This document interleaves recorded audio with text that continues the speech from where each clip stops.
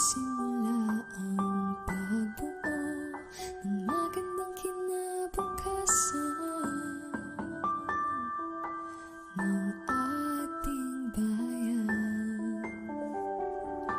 Kapag ikaw ay naandyan, ngumingiti ang mundo, tumitindig ang musmus ng bawat at lumilitaw ang bagong umaga.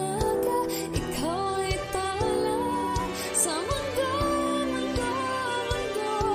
Tuginay ang puso at dugang Pilipino. Itaas ang noo, ikaw ang kurong Pilipino. Manalig ka, di ka nag-iisa. Ikaw ang gabay ng kabataan sa pag-abot ng pangarap. Mabuhay ka, bayani ka, purong Pilipino. Hinahamon ka man ng pagsubok, ipagpapatuloy ang pag-abot ng pangarap para sa buong mundong ipagmalaki natin. Taglay ang puso at dugong Pilipino. Sa noo, ikaw ang burong Pilipino. Manalig ka, di ka nag-iisa. Ikaw ang gabay ng kabataan sa pag-abot ng pangarap. Mabuhay ka, bayani ka, purong Pilipino. Sa noo, ikaw ang gurong Pilipino. Manalig ka, di ka nag-iisa.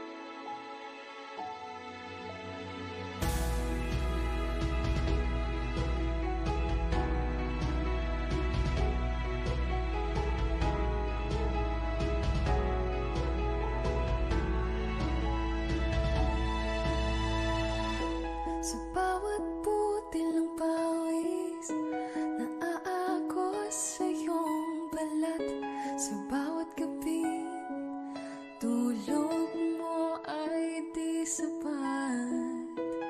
Di pansin ang pagod at hirap nagtsatsaga sa bawat sandali, sandali. Nais mong mapaghusay, gawain ng iyong mga kamay.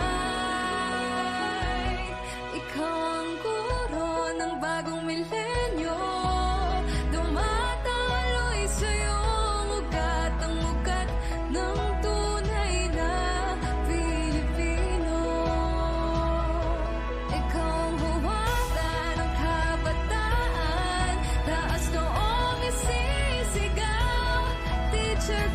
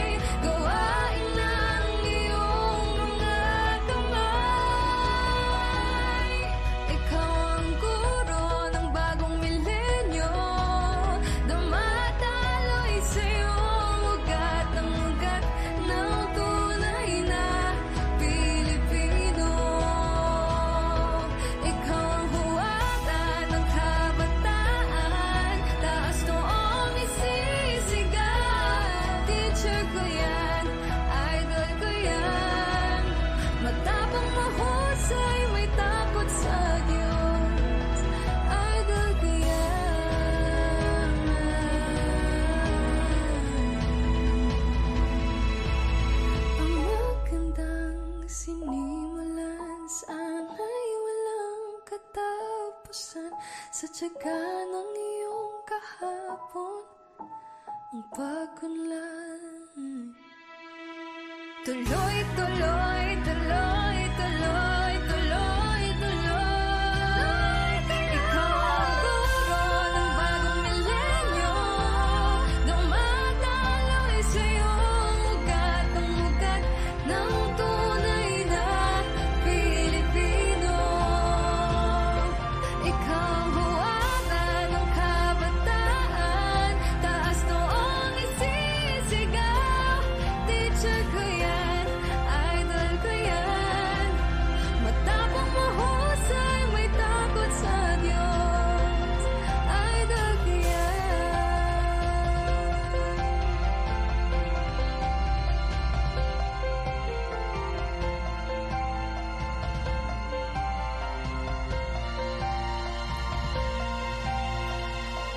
Sa bawat butil ng pawis, naaagos sa iyong balat.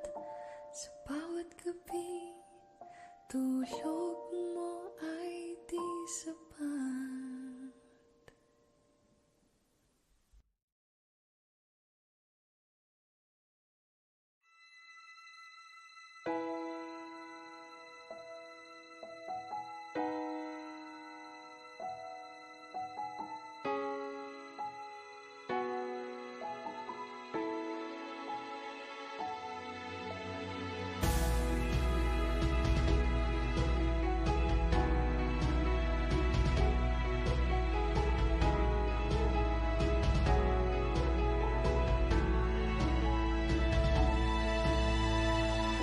Sa bawat butil ng pawis, naaagos sa iyong balat.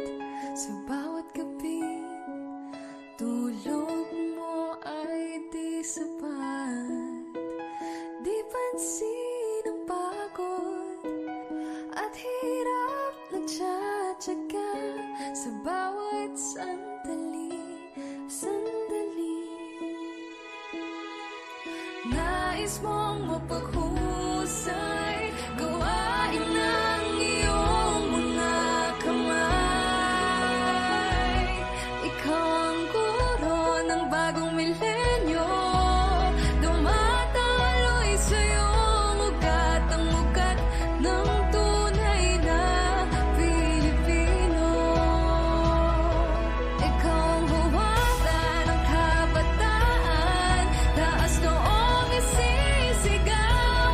Teacher ko yan, idol ko yan, matapang mahusay, may takot sa Diyos.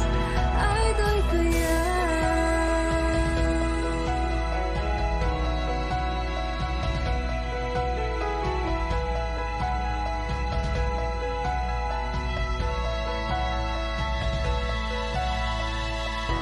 Sa taglay mong galing at husay, panahon ang pumanday sa maglayong ipakita.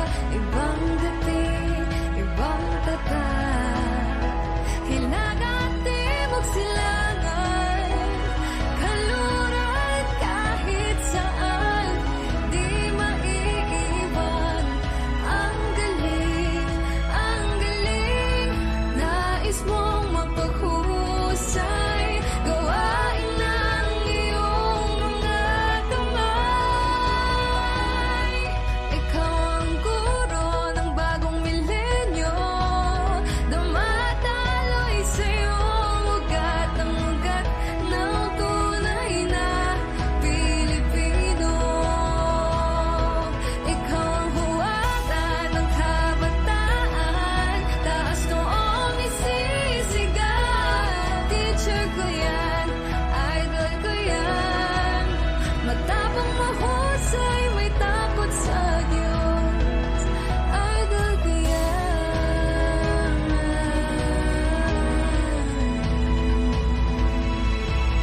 Ang magandang sinimulan, sana'y walang katapusan.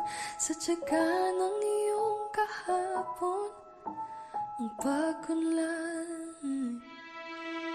Tuloy, tuloy, tuloy, tuloy, tuloy,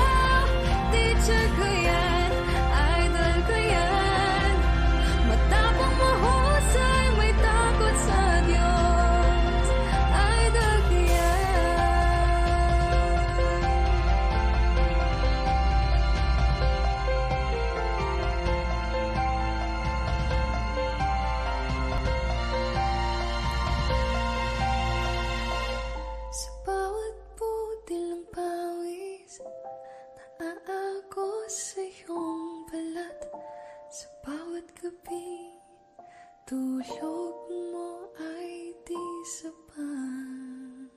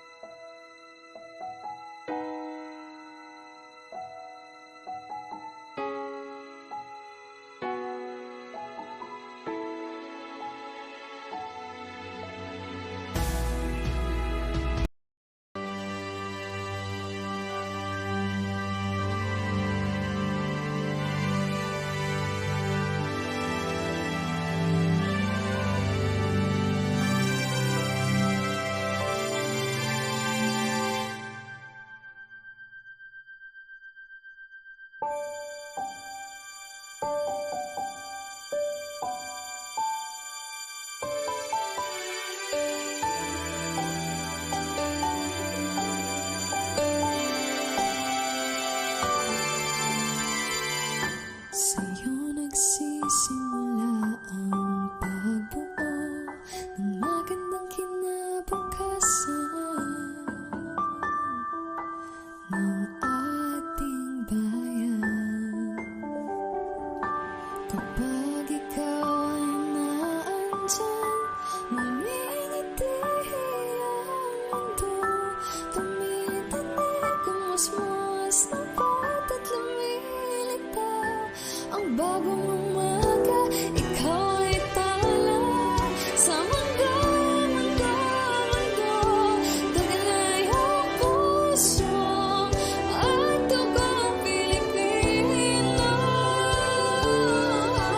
Itaas ang noo, ikaw ang kurong Pilipino. Manahimik ka, di ka nag-iisa. Ikaw ang gabay ng kabataan sa pag-abot ng pangarap. Mabuhay ka, bayani ka, purong Pilipino. Hinahamon ka man ng pagsubok, ipagpapatuloy ang pag-abot ng pangarap para sa buong mundong ipagmalaki natin. Taglay ang puso at dugong Pilipino. Sa noo, ikaw ang gurong Pilipino. Manalig ka, di ka nag-iisa.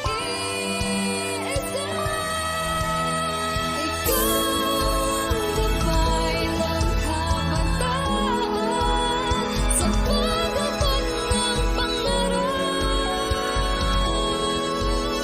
Mabuhay ka, bayani ka, purong Pilipino. Sa noo, ikaw ang gurong Pilipino. Manalig ka, di ka nag-iisa.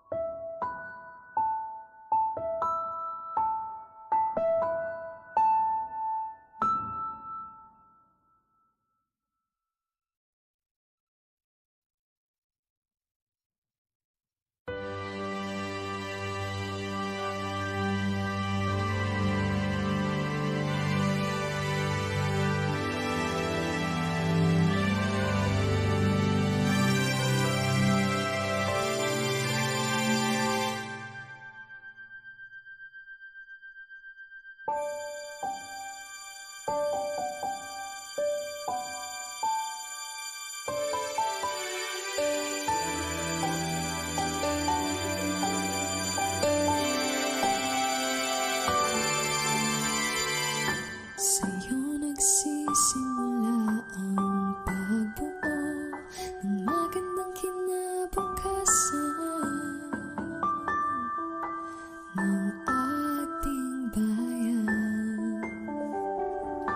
Kapag ikaw ay naandyan, ngumingiti ang mundo. Tumitinig ang musmus ng bawat lumilitaw. Ang bagong umaga, ikaw ay tala sa mundo, mundo, mundo. Taglay ang puso at dugong Pilipino. Itaas ang noo, ikaw ang kurong Pilipino. Manalig ka, di ka nag-iisa. Ikaw ang gabay ng kabataan sa pag-abot ng pangarap. Nabuhay ka, bayani ka, purong Pilipino. Hinahamon ka man ng pagsubok, ipagpapatuloy ang pag-abot ng pangarap para sa buong mundong ipagmalaki natin. Taglay ang puso at dugong Pilipino. Sa noo, ikaw ang gurong Pilipino. Manalig ka, di ka nag-iisa. Ikaw ang gabay ng kabataan sa pag-abot ng pangarap. Mabuhay ka, bayani ka, purong Pilipino. Itaas ang noo, ikaw ang gurong Pilipino. Manalig ka, di ka nag-iisa.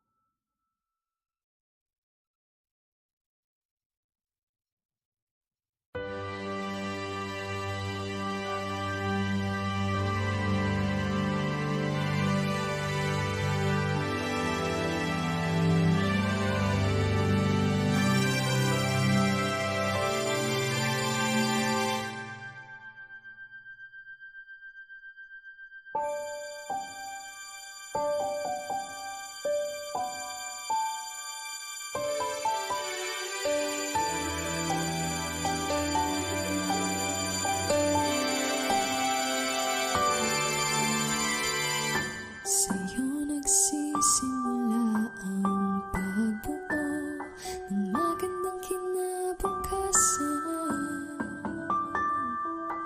ng ating bayan. Kapag ikaw ay naandyan, ngumingiti ang mundo. Tumitinig ang musmus ng bawat lumilitaw. Ang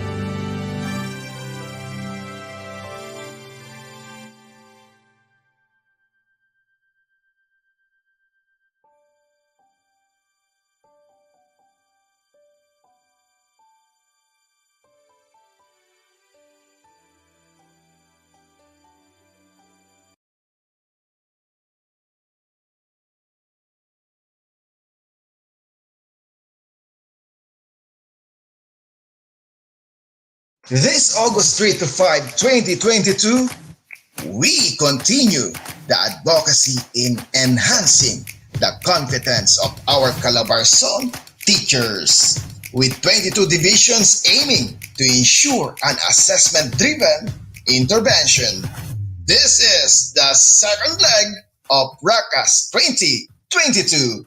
Catch us live via Racas YouTube channel and Racas FB group. This August 3 to 5, 2022, we continue the advocacy in enhancing the competence of our Calabarzon teachers, with 22 divisions aiming to ensure an assessment-driven intervention. This is the second leg of Racas 2022. Catch us live via Racas YouTube channel and Racas FB group.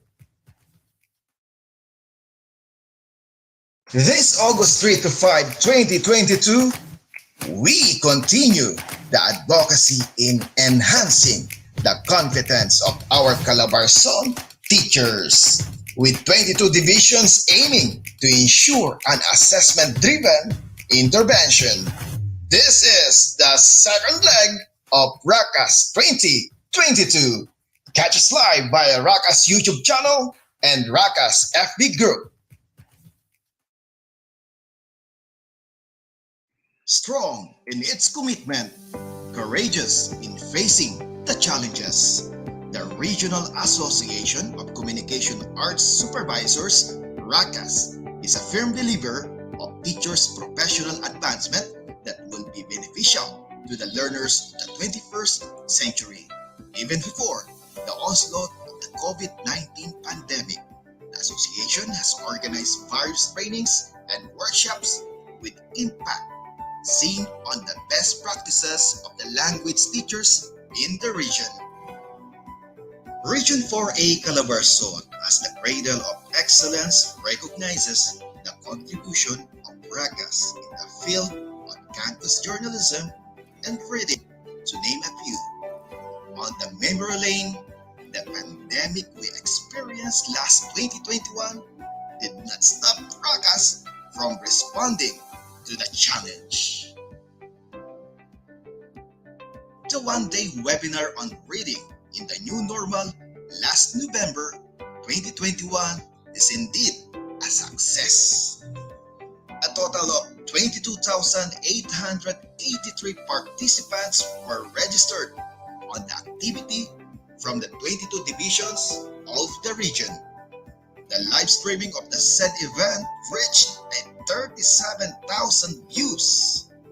A short virtual encounter that highlights the importance of integrative assessment, integrating content and intervention through differentiated reading instruction became a timely topic that helped teachers in responding positively to their diverse learners. Year after year, Racas will remain strong in its commitment, courageous in facing the challenges para sa batang Pilipino.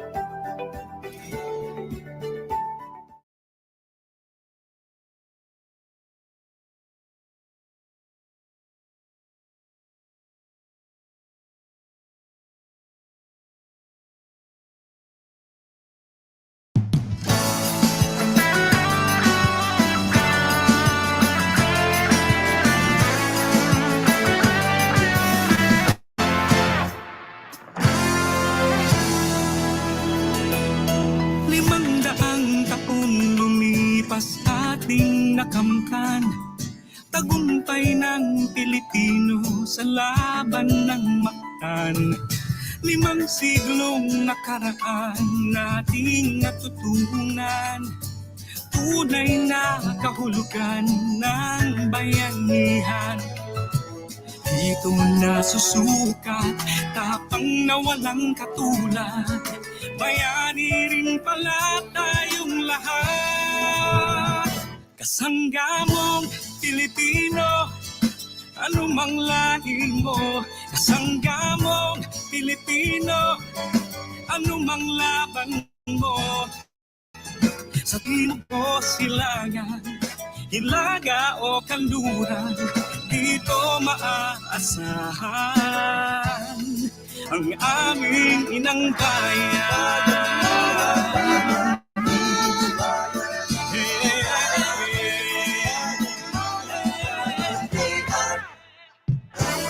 Halina't ibahagi ating anyo't antas, ating ipamalas, handog ng Pilipinas. Kasama ang buong mundo ating mababakas. Pag magkakasama ay may taglay na lakas. Dito nasusukat, tapang na walang katulad, bayani rin pala tayong lahat. Kasangga mong Pilipino, anumang lahi mo. Kasangga mong Pilipino, anumang laban mo. Sa timog o silangan, hilaga o kanluran, dito maaasahan ang aming inang bayan.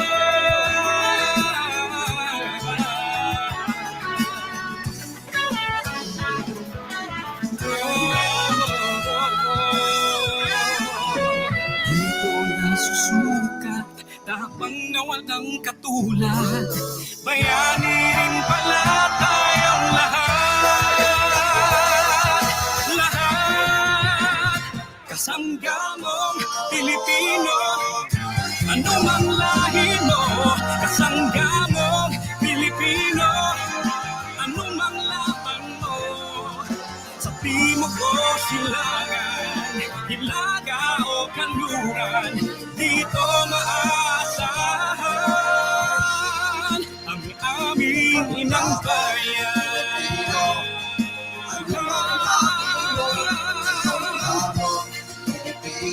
Bayanihan, sa timog o silangan, hilaga o kanluran, dito maaasahan.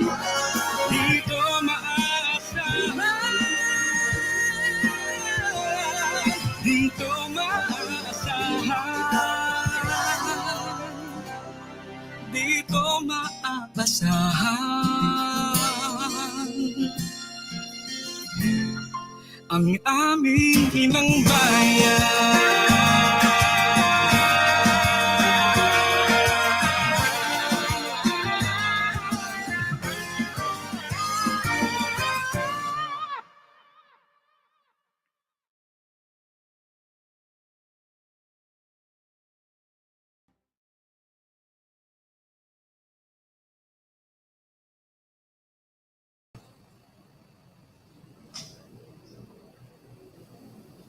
Happy Friday, everyone, and welcome to the final day of our regional virtual workshop on assessment-driven intervention. Yes po, nasa huling araw na po tayo at maya-maya lamang po ay makakasama natin si Dr. Carlo para po natin. Ating po tayo sa lahat ng ating mga kasama ngayong umaga all over Calabarzon, and I believe we are also streaming live via YouTube channel at may mga viewers din tayo doon from other regions. Kaya magandang umaga po sa inyong lahat. Kaway-kaway po and comment down below. Kumusta po kayong lahat? Ang lahat po ba ay nakapagkape na? Ako po dito sa aking tabi ay may mainit na kape. Ano po?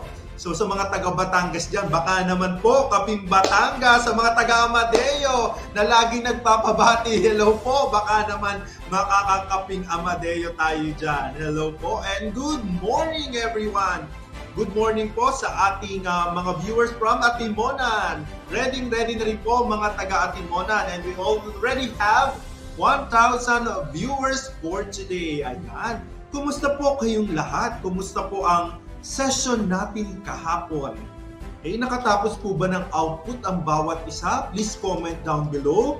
Share your ideas. Gawin natin itong sharing session muna while we are waiting for our speaker this morning. Kumusta po? Sige, habang nagko-comment sila, silipin po uli natin ang ating output para naman sa J1. Ano po na mamaya ay ipe-present at titingnan at magbibigay ng feedback si Dr. Carlo. Ano po? So, ayan, comment po below. Ano po yung mga highlights na nakuha ninyo kahapon? Ano ang ating mga key takeaways?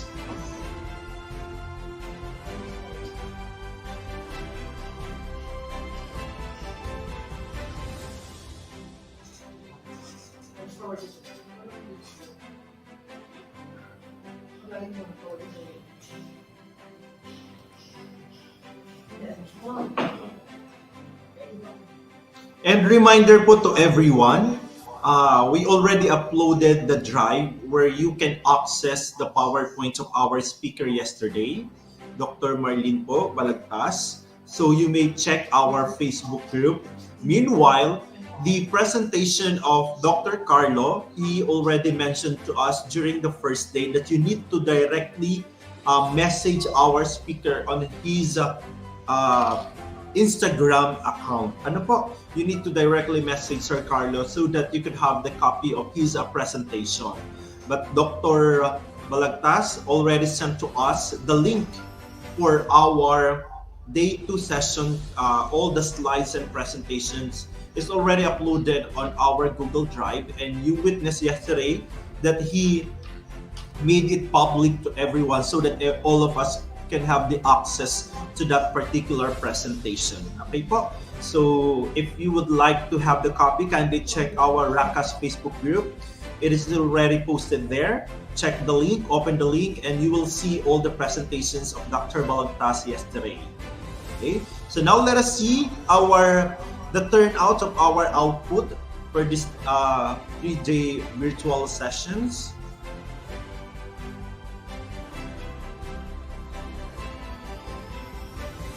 Okay, so we have here 22 folders consisting of your output. Kindly open the first one, SDO Antipolo.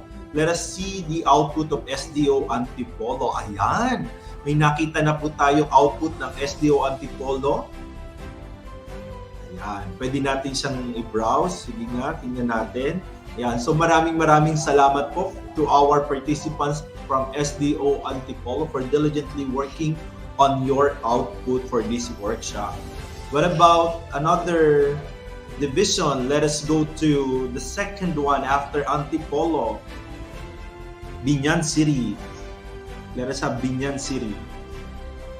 Okay, tingnan nga natin kung may output na mga taga Binyan. Okay, very good. Thank you so much, Binyan City. Ano pa bang hindi natin nabuksan kahapon? What about Bacoor City? Wow, ang dami rin pong output ng Bacoor City. Very good po. Maraming salamat sa ating mga taga Bacoor City. Okay. Punta man tayong Tayabas. Check na natin kung nagpasa na po ng output ang ating mga kasama sa Tayabas. Okay, so meron tayong 4 na output. So 4 lang po ba ang participants natin from Tayabas? So let us see. Okay, sige sir, open ka randomly. Let us check Laguna Province. Yun, ang dami rin pong output ng Laguna Province and divided into districts. Thank you so much po sa ating mga kasama from Laguna Province. And again, kindly remind our dear participants na kilala po ninyo. On board na po tayo ngayon. Ano po, baka po hindi pa sila nare-remind, and yan, sabay-sabay na po tayo humigop ng mainit na kape while we are having this, our MOL for this morning, and while we are waiting for our speaker, and that is Dr. Carlo today. Okay po. So again, basa naman tayo ng comments. Kumusta po ang inyong takeaway from yesterday? Sige po, Direk, kindly flash some comments. Challenging yet interesting. I'm able to get to know more the solo framework. Tama po yan, solo framework. Pero dito po sa Cavite, parang naibigyan ng ibang definition ng solo framework ng aming si IDG. Solo means ano daw po, no jowa. Joke lang po. Yun ay biruan lang po. Solo daw po means no jowa. Pero tama naman po. We were able to, our speaker enlightened us about about solo framework, how to address and how to make solo framework really applicable to our learners and make assessment very responsive to the needs of our learners. Okay po? Maraming salamat po sa Facebook user. Yesterday po, I learned that in order for assessment to be integrative, we must increase level of authenticity. Ma'am Abby here po, watching from Tacanlao Gregorio Agoncillo National High School, Calaca District, SDO, Batangas Province. Hello po sa lahat ng mga taga Calaca District. Maraming salamat po Ma'am Abby for sharing your thoughts. Good morning po from Pansol Integrated National High School. In solo framework, we have to understand the thinking of our students' response on the given problem. Iba ang dating, iba ang Racas. Wow, maraming salamat po sa hashtag iba ang dating. Thank you so much po. Another one. Direk, parang inaantok pa ang aking direktor. Mabagal mag-flash ngayong umaga. Anong nangyayari, Direk? Lang ba tayo, Direk? Ayaw ng person ng ganyan. We learned a lot yesterday. Simple lang, pero malaman na we learned a lot yesterday. Thank you po, Sir Giancarlo Moreno. Direct, nag-coffee ka na? Thank you po, Sir Giancarlo Moreno.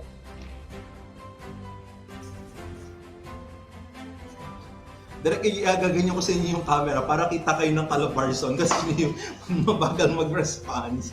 Hello po, good morning, Calabarzon. Good morning po from Lutucan Integrated National High School. Very challenging but challenging solo and revise Bloom's taxonomy. Siguro isa na dun sa very challenging na what had happened yesterday ayun nagkakaroon tayo ng technical problems. But those technical problems naman po are well compensated sa galing ng ating speaker yesterday. Ano po, alam kong agree kayong lahat dyan. So if you agree with that, pahingi naman po ng heart react from everyone. Kung agree kayo doon, patingin naman that although we have some technical difficulty, okay, our speaker was able to manage the situation and was able to present to us a really in-depth presentation of the topic.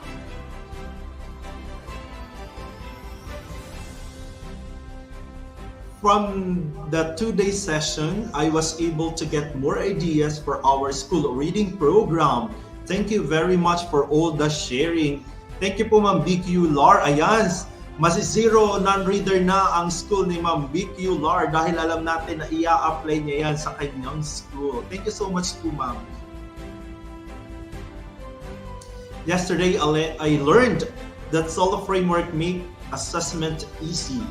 Nakakatuwa kasi isang gawaan andun na lahat. And it's applicable to all learning areas. Tama po yun, ma'am. It's applicable to all learning areas dahil if we're going to revisit our regional memorandum, it is stated there that for this virtual workshop, it is not just for language teachers. Okay? All teachers across learning areas were invited to participate sa ating second leg ng ating Racas. Okay? At kung maalala rin po ninyo yung ating leg 1, focus on reading. So mostly ay ang kasama natin ay ang ating mga language teachers, but we still invited some participants who taught or who teaches different learning areas kasi we want to make reading not just the responsibility of our language teachers but also integrated to other learning areas. Okay po? Another comment direct, I learned about essential role assessment. I learned about the essential role assessment plays in the teaching and learning process, as well as making connections to reality. Thank you po. So, If you think your name will not be flashed on our StreamYard or you don't have the access to the StreamYard, please, sa dulo po ng inyong comment, can you write down your name para naman po ma-recognize ang inyong magagandang comments. Ano po? So, do not hesitate to include your name on your comments. And of course, bago tayo magpatuloy, batiin po muna natin ang ating mga bagong kabaro bilang guro. Congratulations and job well done to all the successful examiners ng ating licensure examination for teachers. Palakpakan po sa ating mga bagong LPT. Ano po? Congratulations everyone. I believe it has been a trending topic yesterday na lumabas na po ang result ng PRC for our teachers. So congratulations everyone. Kung may mga kakilala kayo, tanungin na, ready na ba sila sa challenging yet rewarding world of DepEd? Good morning po from Santa Monica National High School, Batangas Province. Solid framework is a big help for the students. Though a bit tedious for teachers, it will really help teachers to give the appropriate intervention for his learners. Furthermore, it encourages more for integration. Maraming salamat po, ma'am. I hope I could see your name. Pero thank you po for that comment. Alright. So again, thank you so much. We have now 1,682 viewers. We're still waiting for some. But to go on, I'm inviting everyone for our morning prayer, and this will be followed by our morning exercise.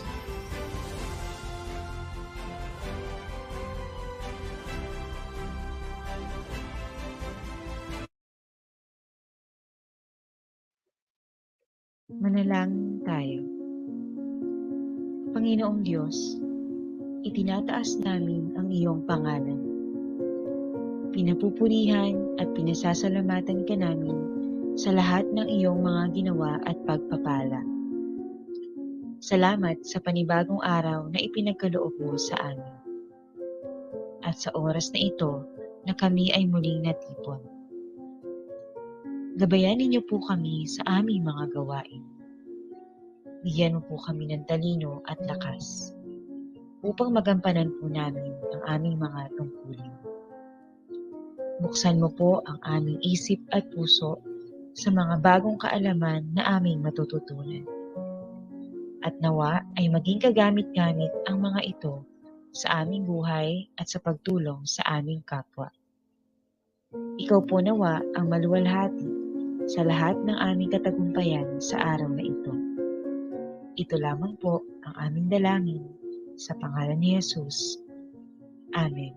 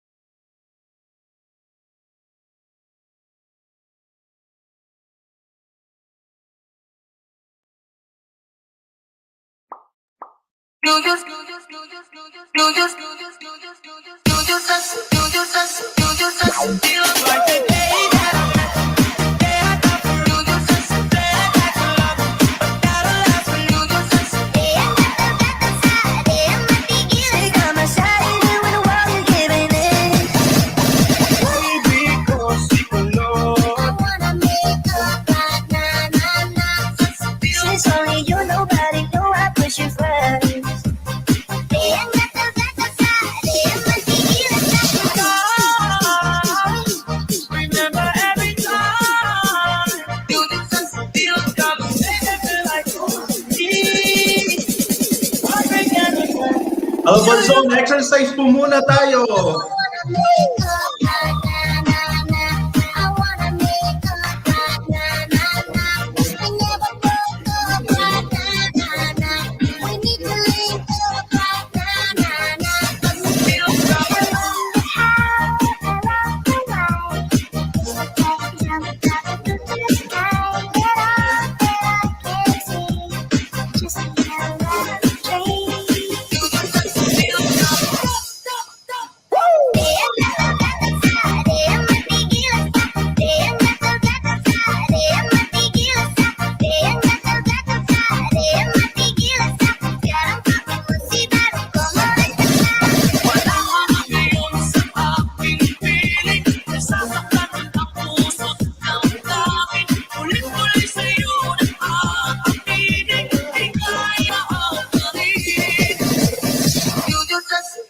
Baby ko si kulot, inaalis ng aking lungkot. Mga ngiti mo ako parang hinihigo, hindi ko na talaga kaya ng malimot.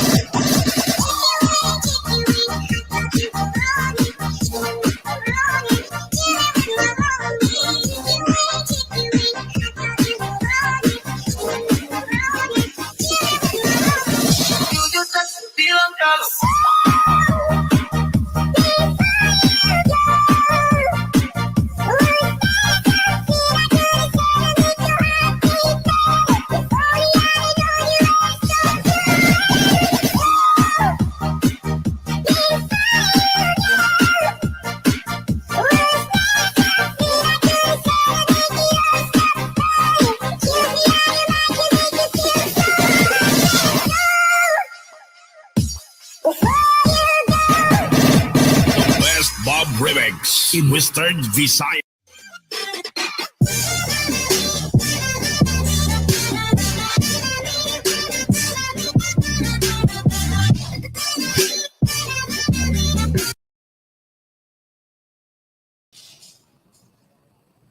Ayan, siguro naman po ay nagising na ang ating diwa para sa mga inaantok pa po dyan. Ano po, at napasayaw na ang lahat. So once again, good morning po. Tapos na po tayo sa ating morning exercise. So balikan lang po natin ang ating mga output ulit at i-check natin ngayon lahat ng divisions kung nakapasa na po ba ng output. Hindi na tayo ngayon randomly, so we will go back. Sir Pao, sige po. Medyo hiningal ako dun ha.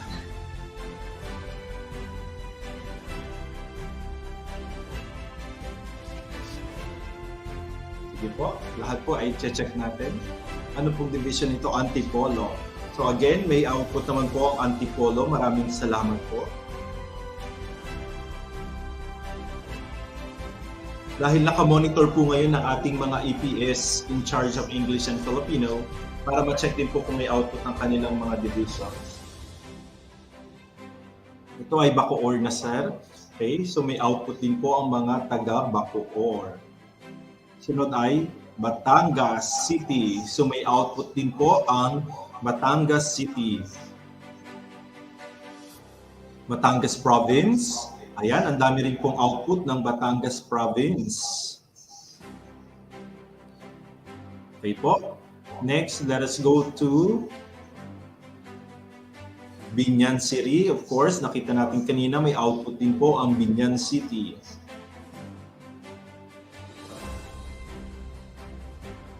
This is Cabuyao City. Okay, thank you so much po sa mga taga Cabuyao pagsagbit ng output. Now we have Calamba City. Yan, kompleto rin po ng output ang mga taga Calamba City.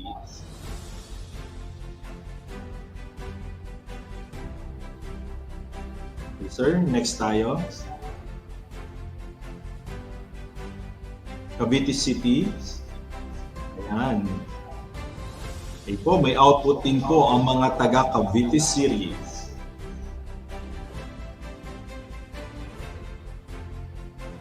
We also have Cavite Province. Ito medyo madami. Hello po sa mga taga Cavite Province. Sige sir, open ka. Ayan. So may mga output din po ang ating mga taga Cavite Province. Okay po, next. We have Dasmariñas City. Okay din po, may output po ang ating Dasmariñas City. Next, we have General Trias City. Okay din po. Meron pong walang laman. Ano yung walang laman? Sige sir, para makaano natin. Sunnybrook Elementary School. So, tingnan po natin mga taga Sunnybrook. Kung may attendee po tayo doon, wala pong laman. Ano pa sir? Sige nga. Open tayo sir. Ito meron to. Okay. Okay.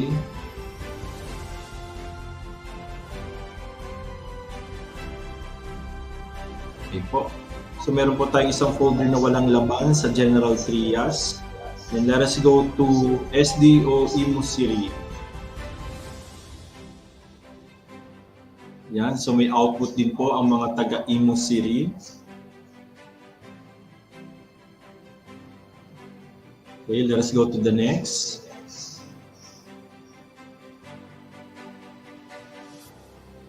After Imo, sir, ay Laguna Province ulit. So meron namang output ang mga taga Laguna Province. Let us move to the next. We have another division, sir. Lipa City. O medyo madami ang output ng Lipa City. Sige sir, randomly open sa Lipa.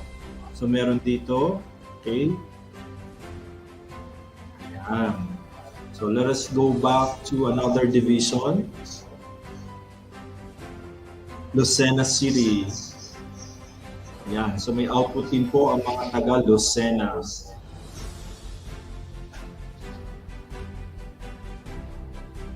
So let us have Quezon Province. So may mga output din po. Marami pong salamat. And then Rizal Province. Ayan. May mga output din po ang ating participants from Rizal Province.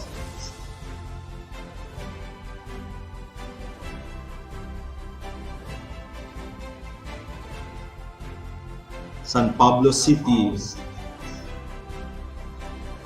Okay po, may output din ang ating mga taga San Pablo City. San Pedro City, ang ating US Division, at sila po ay may mga output din.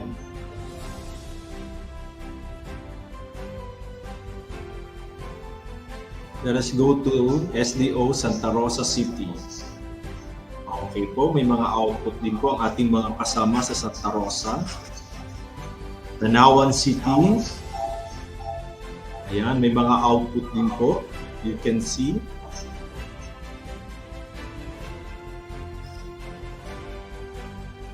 Next po, Tayabas.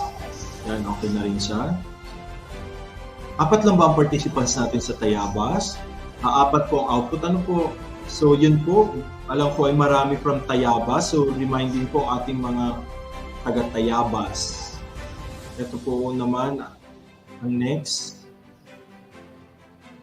Okay na lahat?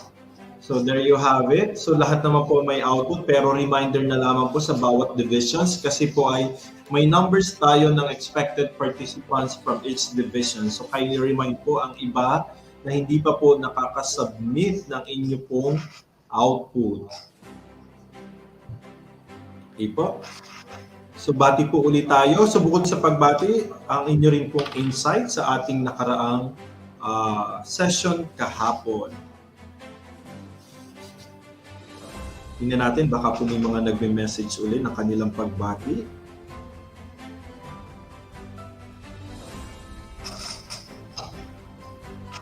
We are now on day 3 and I am still looking forward sa session day.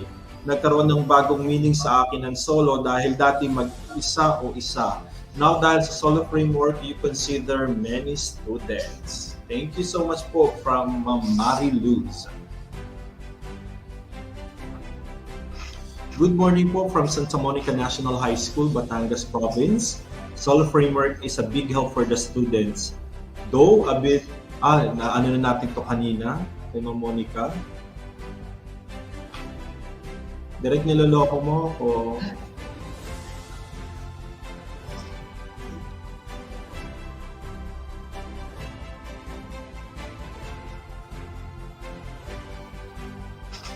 Wala na raw po nagko-comment, sabi ni Direk.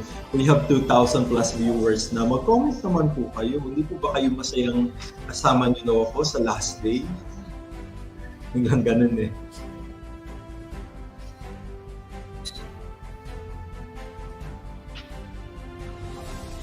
Good morning from Mariano C. Anakay Memorial Elementary. And mamaya pong hapon sa ating closing mamayang alauna, makakasama po natin ang ating pong ARD, ang ating pong ARD, Ma'am Happiest Che.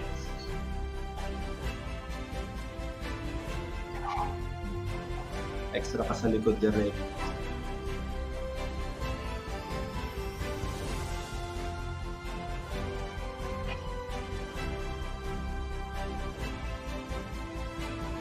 Solo framework gives students a chance to express themselves more. From Sir Jason B. Erning. Thank you, Sir Jason. We learned a lot yesterday. Parang nabasa na rin natin ito kanina, Sir. Matumal ba tayo ngayon sa sa comment? Matumal po ba sa mga nagko-comment? Hello po sa mga, ito may nag-message. Basahin natin. Pabati naman sa mga taga-Kawit District with our PSDS, Dr. Helen Aure and all school heads, especially Emiliano Triatirona Memorial National Integrated High School with our principal, Ma'am Belinda Loyola from Sir Irvin, one of our TWG. Yan, nakikita niyo po magagandang pagmat ng ating Racas session. Yan po ay gawa ni Sir Irvin. Good morning, Sir Irvin.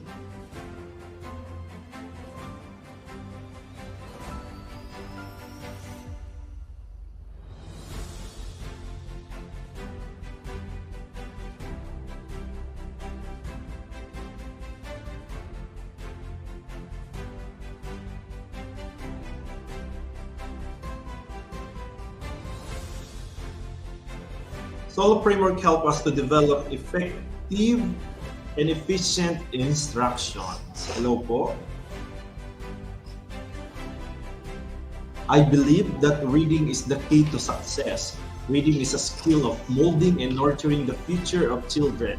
So I need to sacrifice in molding and nurturing struggling readers in order for them to succeed in their journey of achieving good future. From SDO Bacoor City.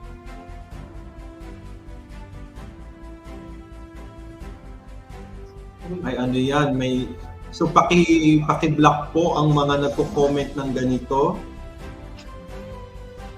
Okay po. Good morning po from Paaralang Sentral ng Talaga, SDO Tanawan Series. The discussion yesterday enlightened me more in crafting my assessment task with integration of specific target competencies across learning areas.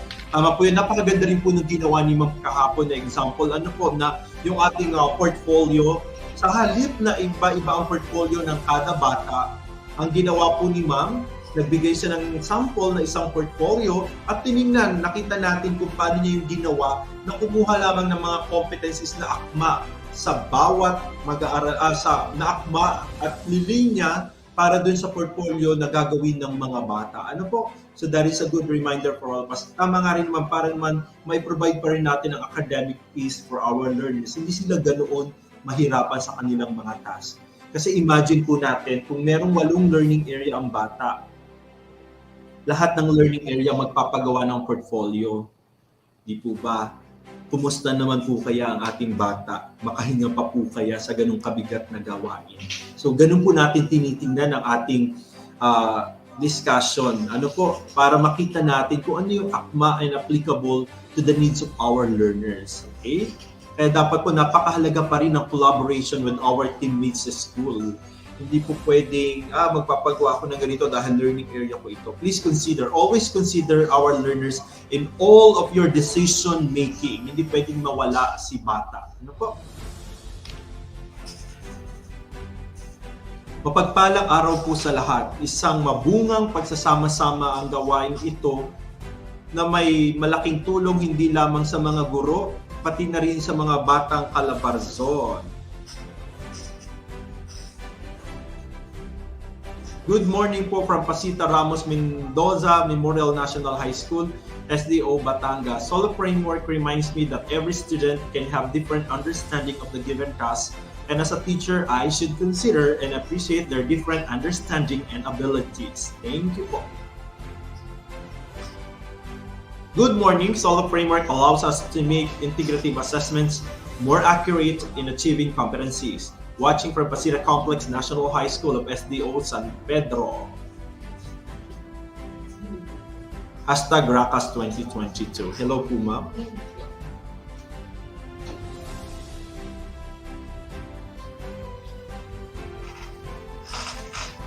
Yan, some more comments, sir, while we are waiting for our speaker for today.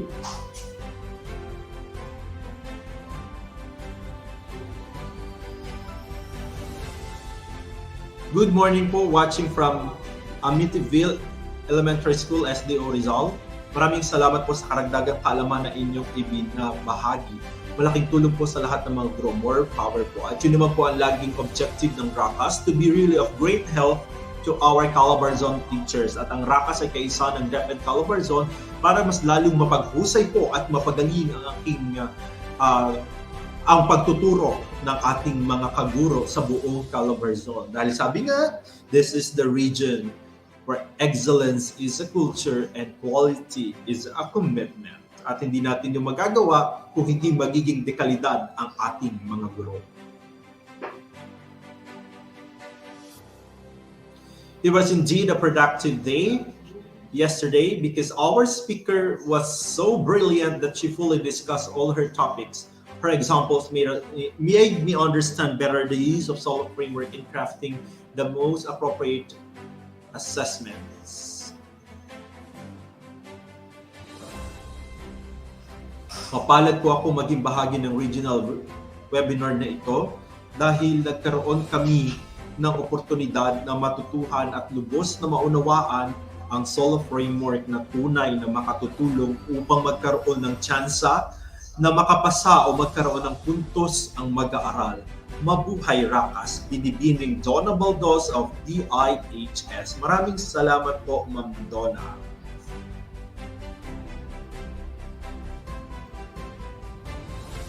Watching from Pahinga, Norte Elementary School, Candelaria. Sana lahat may Pahinga. Ano po?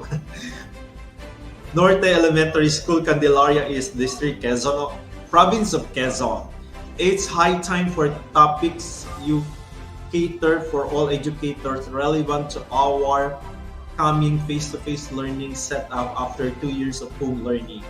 Thanks so much po to Racas. Maraming salamat po. And hello po sa lahat ng mga taga Candelaria District Division of Quezon.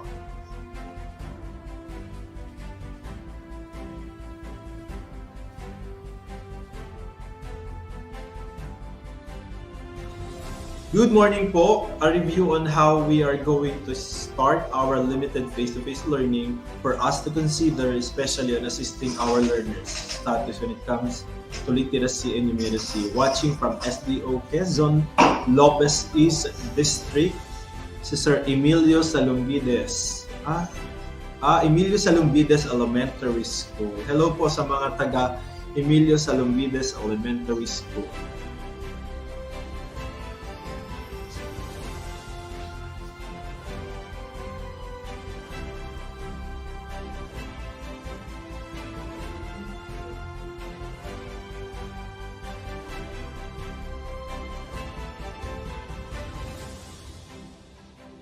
Ayan. The session yesterday reminded us to collaboratively work together in designing an enriched performance tasks across the curriculum.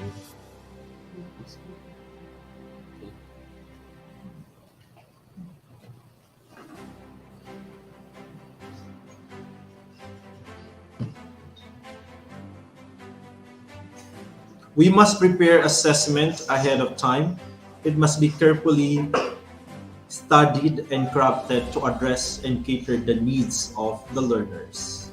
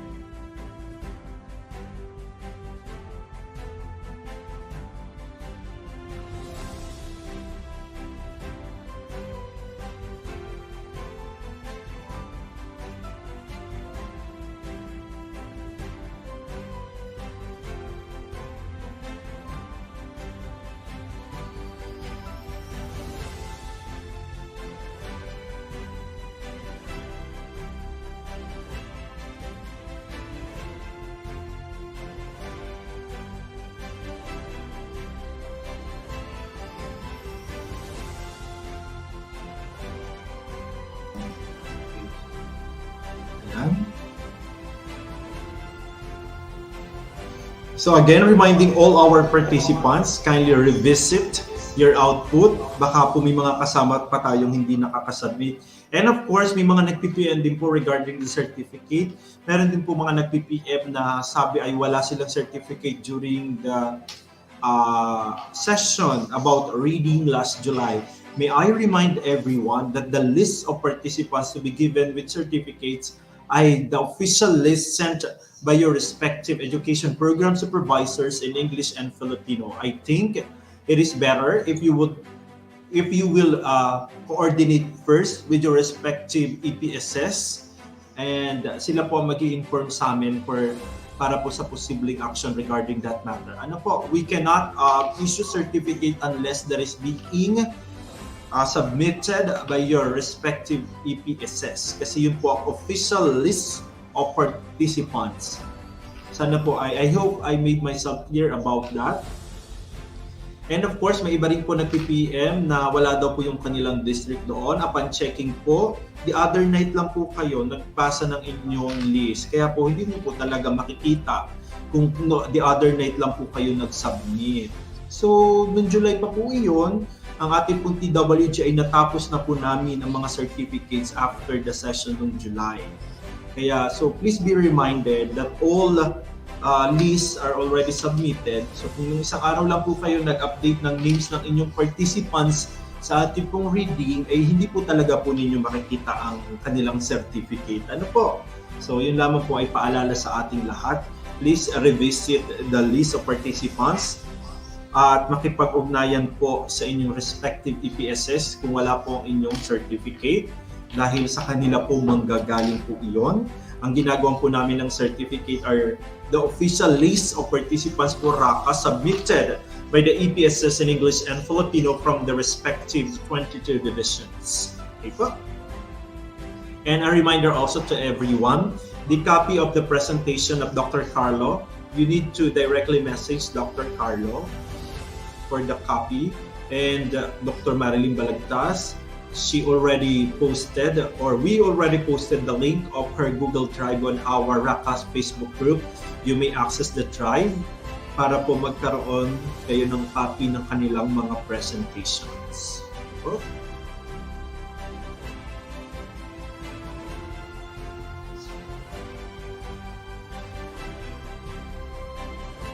Okay. So, greetings po tayo habang inaayos po ni Sir Carlo ang kanyang presentations.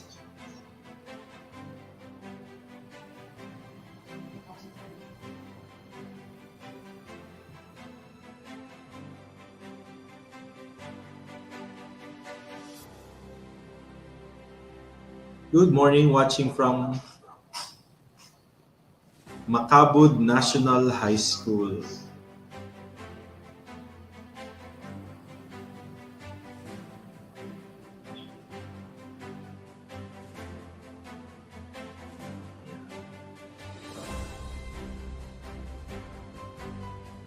Good morning po, watching from Tanawan School of Fisheries, ang Bulong, Tanawan City, Batangas. Hello po sa mga taga Tanawan City.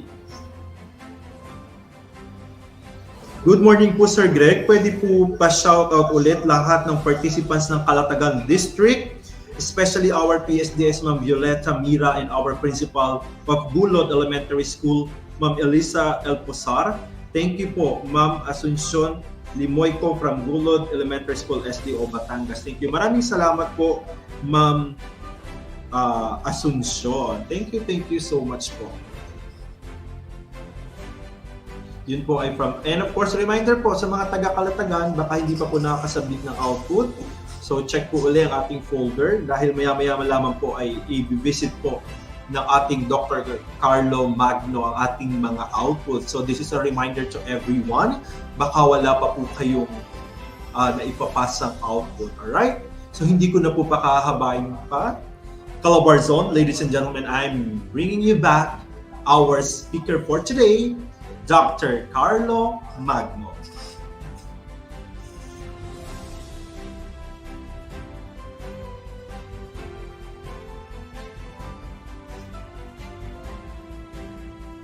Okay.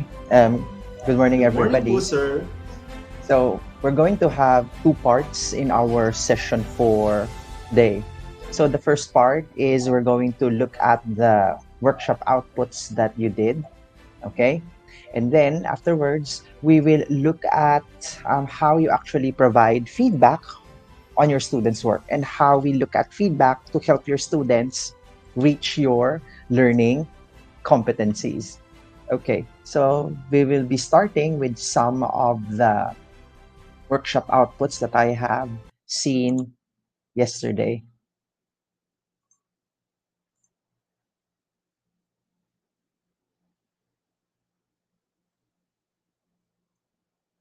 Okay, so let me start this way, okay, based on the sequence of the files that I got. Okay, so this is made by one teacher from Talisay, Calatagan, Batangas. And they made a particular result of assessment for kinder, balagtas. Okay, and then the subject is mathematics. So the assessment that they have is composed of three learning competencies. Okay, the first one is tell the names of the days in a week, months, okay, in a year, arrange objects one after another in a series, okay, recognize numbers 1 to 10.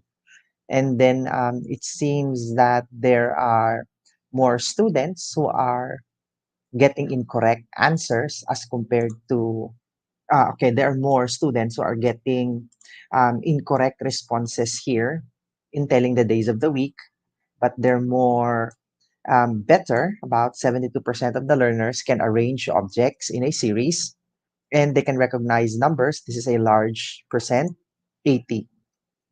Okay. And then it indicated here that that the most mastered competencies are recognizing numbers.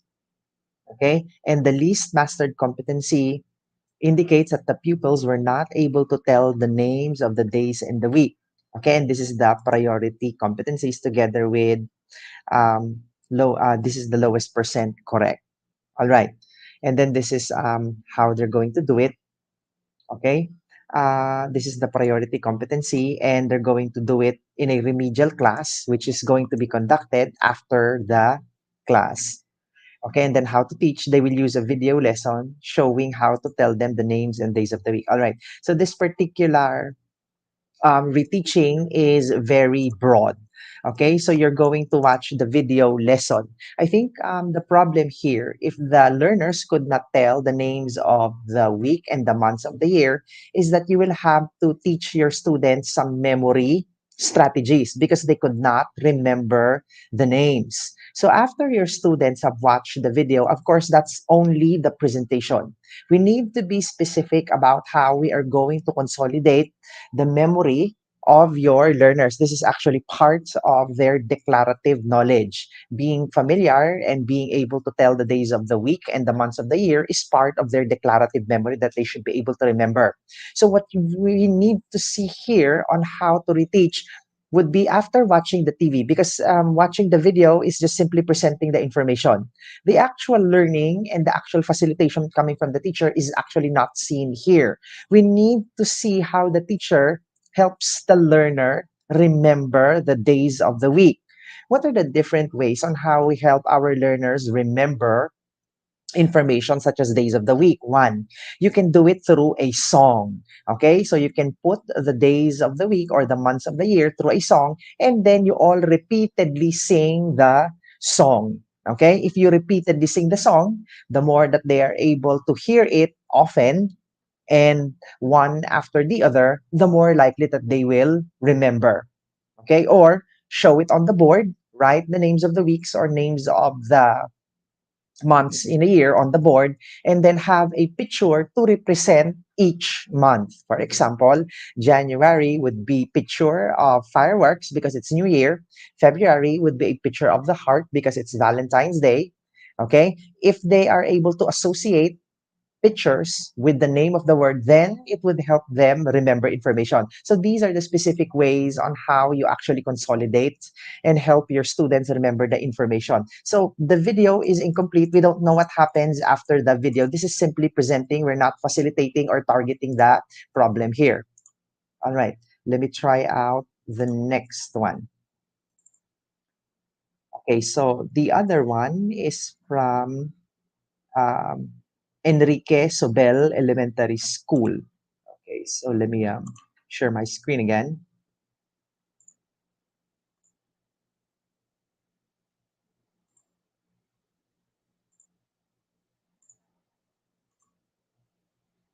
Okay, so this is from Enrique Sobel Elementary School.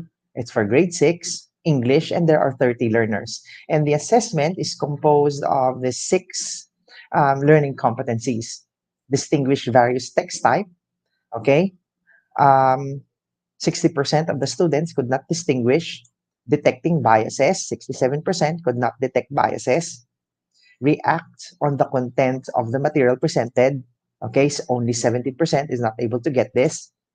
Infer the purpose of visual media. Only 13% is not able to get this. Infer the target audience. 24% only. Analyze the elements used in a print. Only 10% is not able to get this one. So that there are two priority competencies here. One is distinguishing various types of information, detecting biases and propaganda devices. Okay, so they're going to do the reteaching during the remediation period for these two competencies. All right, here is how they will reteach it. Number one, give additional examples and exercises about the various types of information text. All right, so this first one is going to work. If the learners are exposed to more examples of different informational or factual text, the more that they will be familiar with it. Very good. This one would work. This is targeting specific the competency. The second one, explain the different types of factual, okay, through explicit teaching. Since this is grade 6 already, you can move away a little bit from explicit teaching and moving towards implicit teaching. Explicit teaching means that when you present the informational text, you are the one who is going to give the description and the characteristic, what made the text informational. But in an implicit, okay, you make your student describe, okay, what the text is all about, and then they characterize it on their own or as part of a conversation. Okay, so moving from explicit to implicit because they are already grade 6. There are several studies that explicit instruction only works for students with low background knowledge or the younger years or in your key stage 1. Next one, provide more examples of propaganda devices. Yes, okay, and providing more exercises through your formative assessment in detecting biases. Yes, because the more that they will do the task, the more likely that they will be able to master it because the more opportunities that they have to it. Okay, so this is made by Reina Lin and Dozo. Very good, Reina Lin, because your approaches are very direct and specific to the learning competencies. Okay, let's take a look at the next one.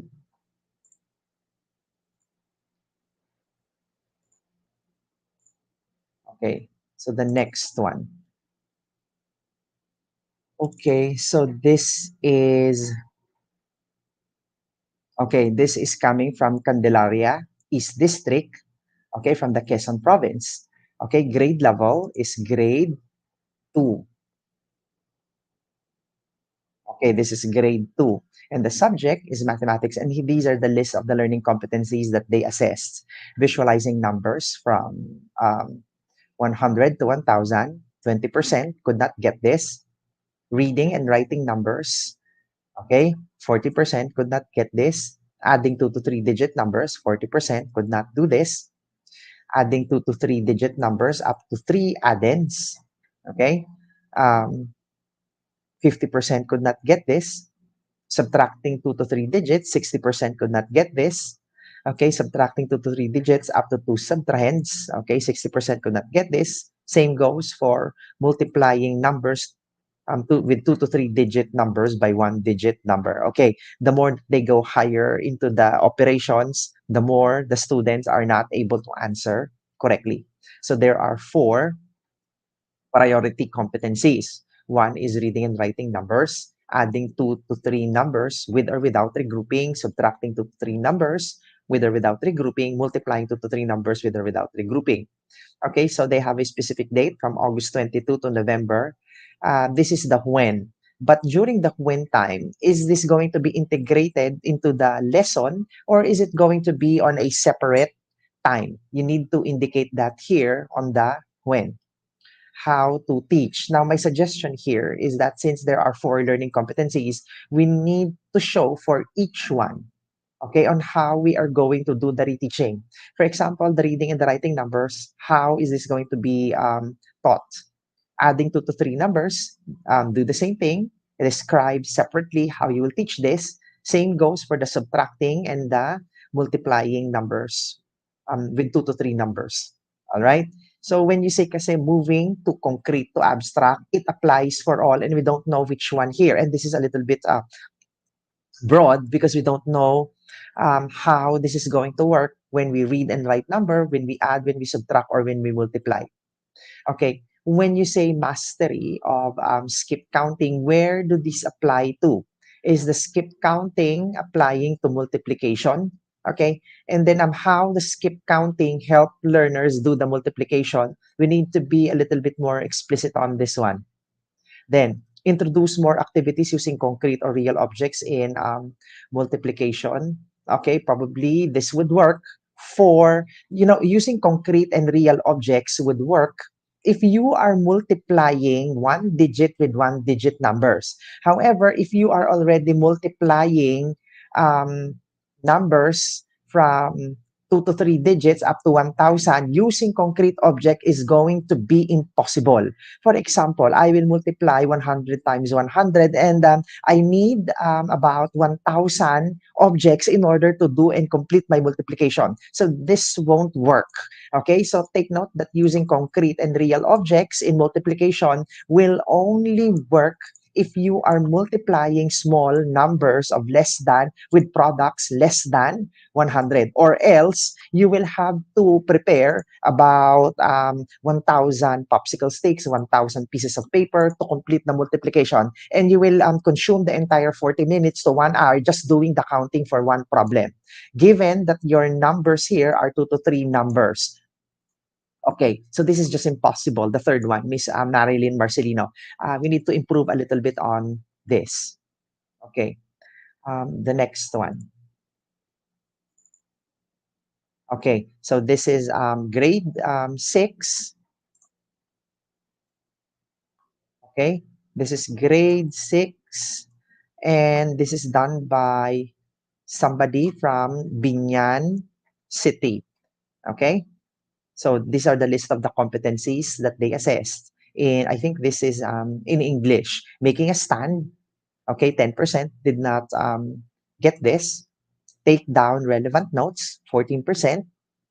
Assessing the credibility of information, 23%.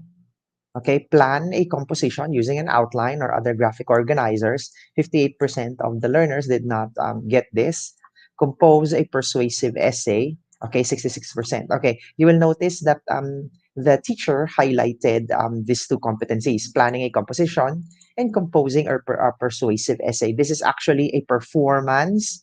This would require a performance-based task. Therefore, when you plan a composition, it requires you to use a rubric. Okay. Also, when the learners compose a persuasive essay, it will require you to use a rubric. Generally, if you use a rubric, what you count here are those students who are not meeting all of your criteria. Okay, so these are the two priorities, planning a composition and composing persuasive text. Okay, so there are two. Now, when to reteach? So they will provide a parental consent to the parents about the remedial class. It can be done in a different platform such as virtual or face-to-face in order for them to enhance. Okay, but the when is not very specific here. When are you going to do the use of face-to-face and when is the virtual going to happen? If this is going to be virtual, when and how many times? Also, same goes with the face-to-face. And then it's not clear here because they began the sentence with a parental consent, meaning to say, is it the parent who is going to teach it or is it going to be home-based? This needs to be unpacked in this particular sentence here.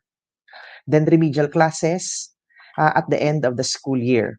Okay, from July. Okay, so when you say remedial class at the end of the school year, meaning to say you will only do the remedial classes at the end of the school year. You're not going to do it during the school year. This is very confusing here. But it says here from July to August. So it means to say it's not at the end of the school year. It means to say that during the school year from July to August, you will be conducting your remedial session. This is not at the end of the school year. Okay, this statement is contradicting from July to August. Okay, the remediation here needs to be clarified as to when the remediation is going to happen. It's not very specific. And then this is done by Mary Rose Mendoza, a grade 6 English teacher, and the actual way on how to teach these two competencies is not indicated. Okay, so the work is incomplete. Okay, let's look at this one. Okay, so this is from Palo Alto Elementary School. Okay, so they did an assessment for grade 6 English, and these are the learning competencies. Identifying real or make believe, 20% is not able to answer. Interpreting the meaning suggested in visual media, 25% is not able to answer. Make connections between information viewed and personal experiences, 18%, okay, is not able to answer. Identifying the purpose, key structure, and language features of the text, 67% is not able to answer. Recognizing evaluative words, 18% not able to answer. Compare and contrast, 16%. Okay, also present a coherent, comprehensive report, 22%. Okay, and this one would require a performance-based task. Evaluating narratives, only 19%. So there are, okay, one more, two more. Composing clear and coherent sentences, 20%. Composing a persuasive essay, 27%. All right, so there are 4 priority competencies: identifying the purpose, key structure, and language features of a text, composing a persuasive essay, interpreting the meaning of a suggested visual media, and presenting a coherent, comprehensive report. Okay, so when to teach enrichment class. So perhaps there is a separate schedule for the enrichment class that will happen from July 25 to August 12. I'm just curious on how many hours is devoted to this enrichment class and how many times a week. Okay, same problem here. They didn't classify these particular strategies on teaching for a particular learning competency. So this is similar with the math a while ago. For example, on identifying the purpose, which one of these reteaching is applicable? For composing a persuasive essay, which one? Anyway, let's take a look at it. Using configuration clues in reteaching. Okay, so I think the configuration clues is number 4. It helps in identifying the purpose, also in composing. It's difficult to guess because the teacher did not indicate which particular competency this one applies. Using graphic organizer. Usually graphic organizers are preparations that you do before you write. So I suppose that this is applicable for composing and making the report. Okay. Using signal words. Again, this is applicable for composing and identifying the features of a text and making a report.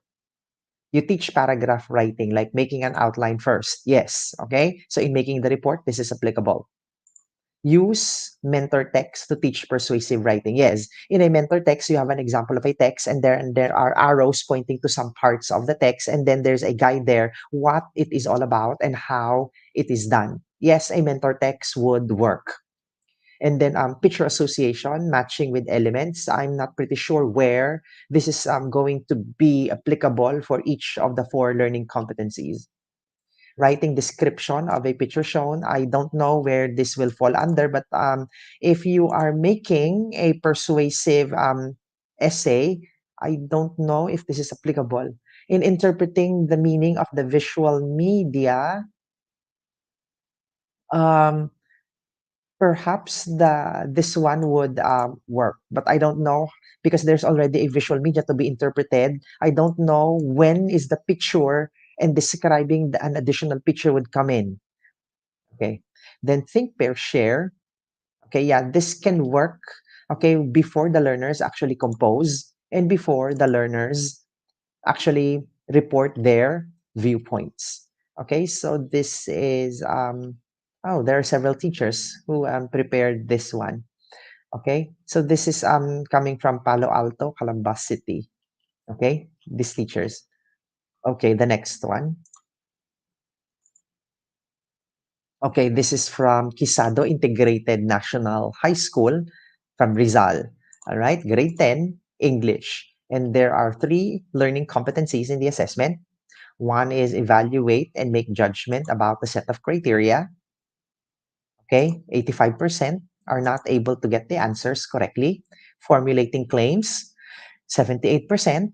Okay, and employing the language features used in a composition, 35%. This is very realistic, okay, coming from the teacher. So it means to say that when we evaluate and make judgment about a criteria, such as comparing arguments and critiquing a short story. This is one of the difficulties of the learners. Okay, and formulating claims, 78% could not do this, and both of this one would require a performance-based task. Okay, so all competencies would be a priority when to reteach. Okay, during the remediation from July to August. All right, how to reteach. Based on the result of the master skills, enrichment work plan is to be considered. Okay, very good. So this teacher here made the actual plan.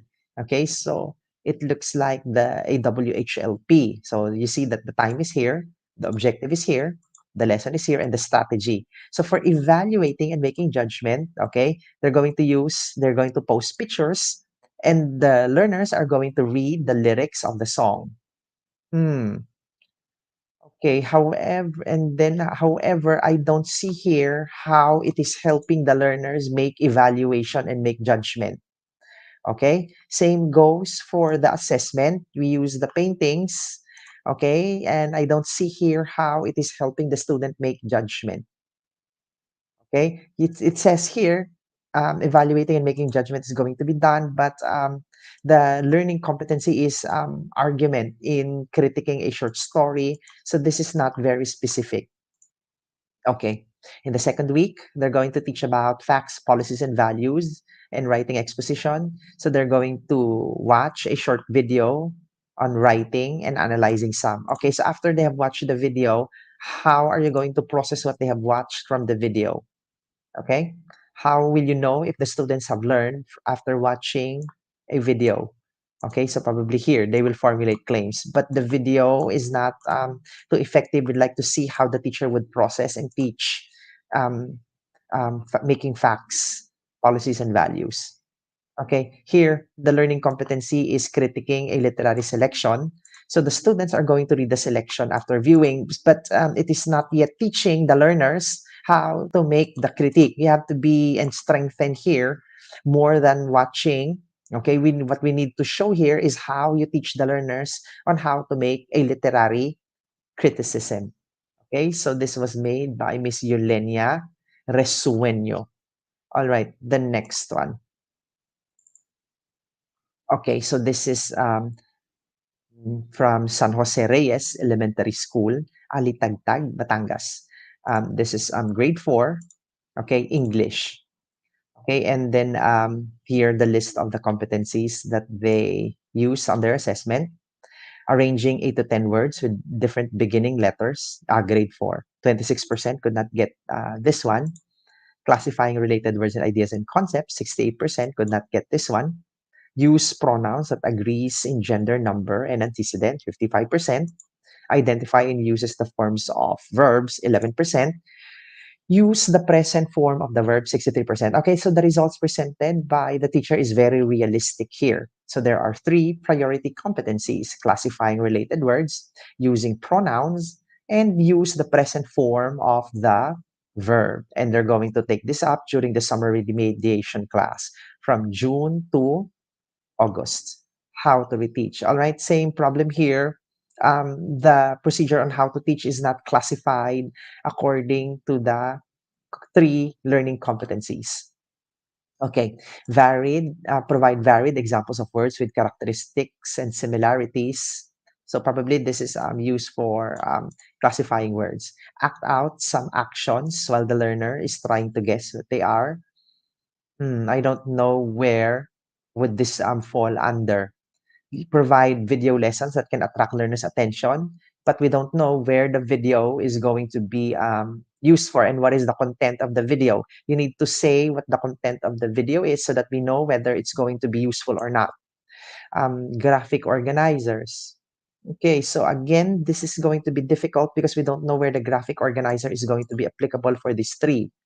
Use tables or graphic organizers and goes, provide additional exercise. Okay, so the reteaching procedure indicated here, made by Ma'am Nimpa Agoho, is a bit broad. Okay, we don't know how this will go and which particular learning competency is being targeted. So they're not focused on addressing the specific priority competency is identified. Okay, next, Santol Elementary School. Okay, grade 2, English. Okay, and here are the learning competencies. So let me just highlight the ones where majority of the learners are not able to answer. Identifying the English equivalent words in mother tongue.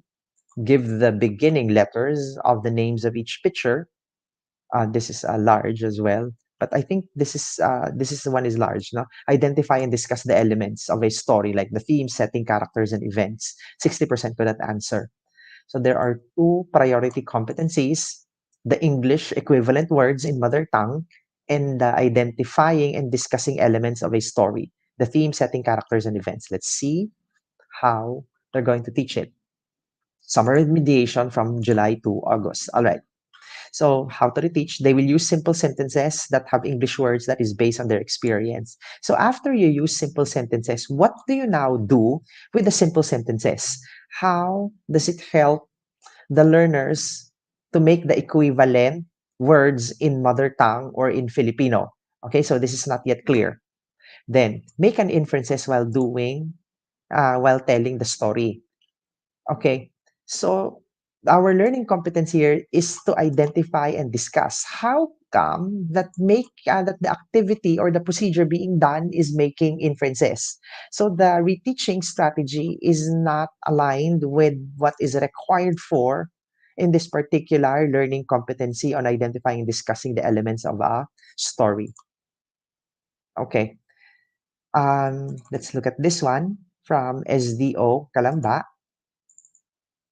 Okay, so they actually made a PowerPoint presentation. So this is made by Mr. Eduardo Barreto Sr. from NHS. Okay. Eduardo Barreto Sr. National High School. This is made by Janelle Oriel, Princess Garcia, and Grace Zafra.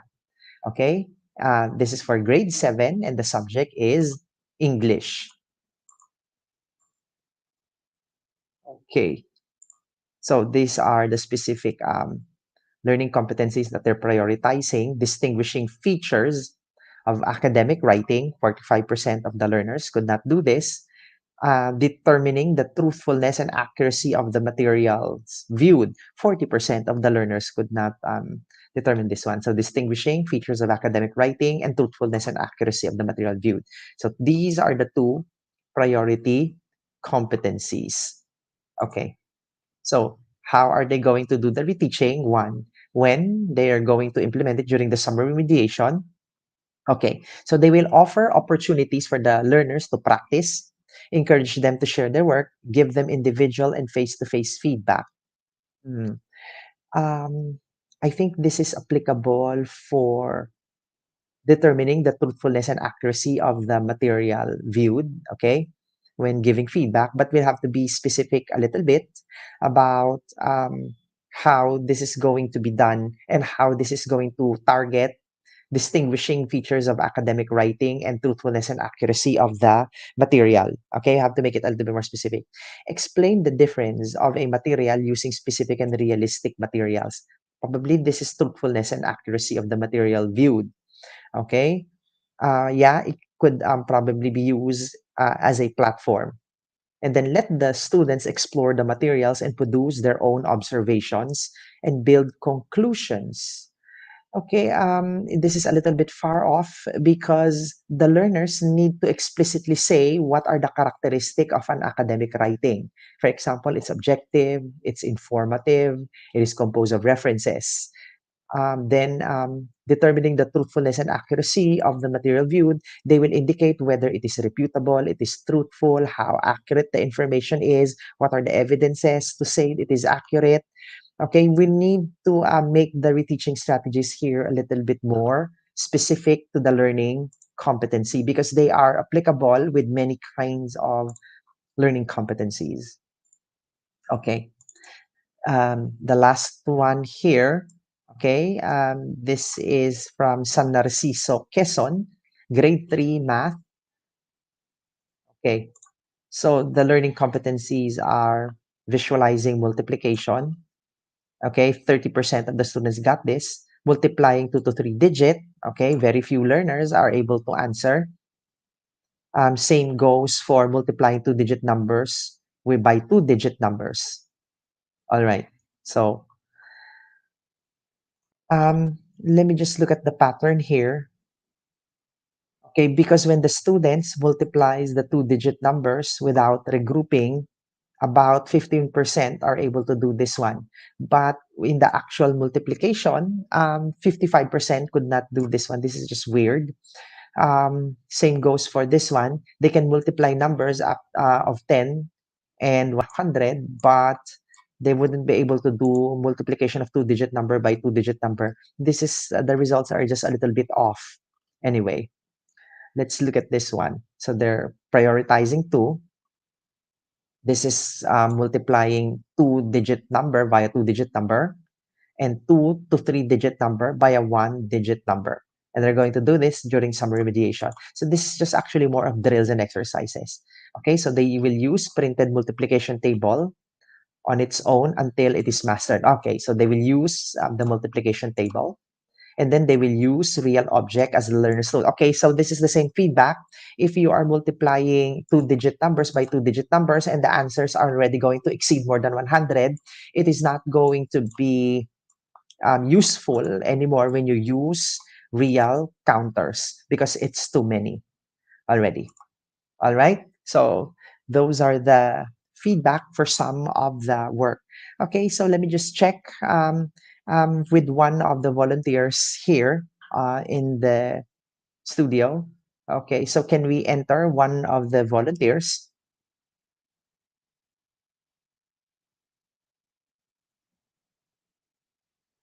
Okay, let's just wait. So there are no volunteers. Oo, I gave that instruction yesterday that I need volunteers. Okay, so si sir na lang ang would help me out here.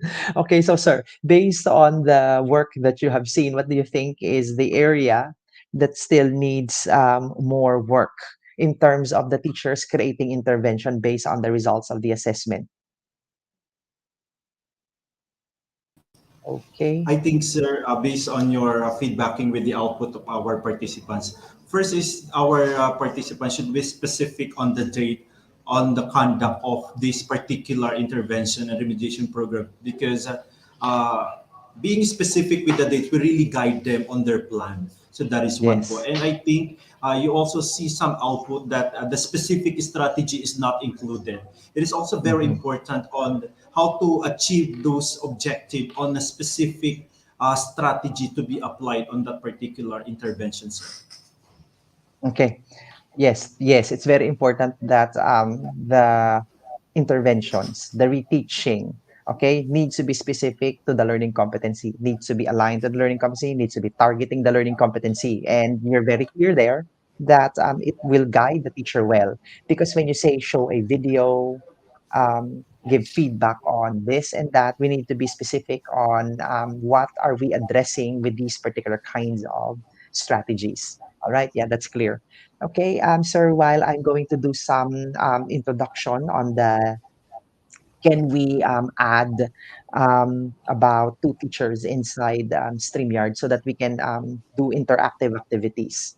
Yes, boss, sir. Okay, okay, so I will, let's start now with our, okay. session.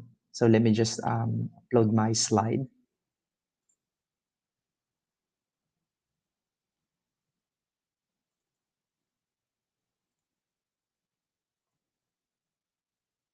Okay, so for today, we're going to talk about how you actually provide feedback on your students' work. So it's very important that every time that assessment results from your students are actually submitted to you, it's very important that you give your feedback, because feedback is a way to help your students improve on their work. So we'll talk about what are some of the recommendations and techniques on how to give effective feedback so that your students are scaffolded better on your work. Generally, meta-analysis was conducted in 2010 in the study of um, John Hattie, and they saw that feedback is one of the most effective strategies to improve on students' performance. It explained 32% variances on improving student performance. So every time that results coming from assessment is submitted to you, then it is your opportunity to give feedback. All right. So these are the two objectives that we're going to take up for um, today. One is we use feedback to improve students' performance, and then we will use feedback to help the students attain the learning targets. These are the two important functions of providing feedback on students' performance. And this is alongside with conducting assessment. Um, Towards the workshop part, you are going to look into your files and get one example of a copy of the student's work output that has been submitted to you. And then you are going to identify the appropriate feedback that needs to be provided. And then you will have to write down the actual feedback based on the techniques that we are going to tackle this afternoon. Okay. So do we have volunteers already, sir? None yet.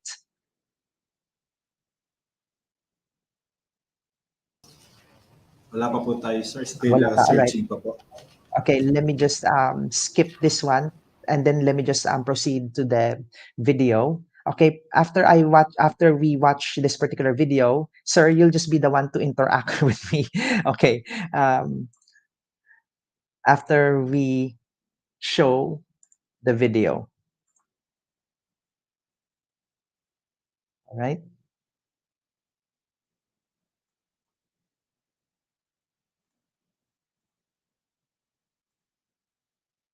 Okay, let me just wait for the video to load.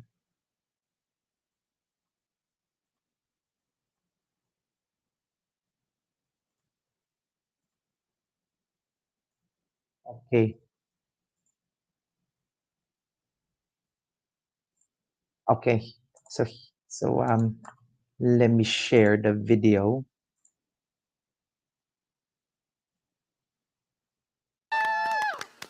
Ba, gwaping si Nero ah.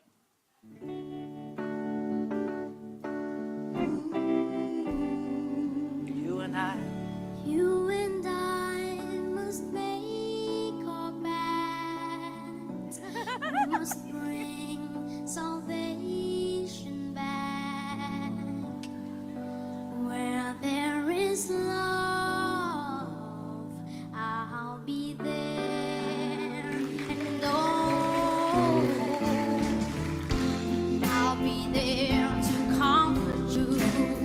Build my world of dreams around you. We've got to fix that. If we turn, somebody's got to fix it.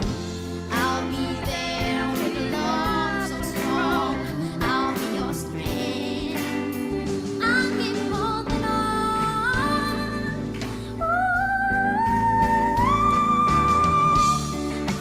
I'll be there.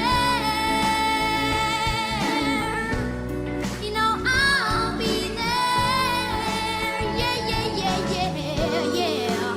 Just call my name. I'll be there.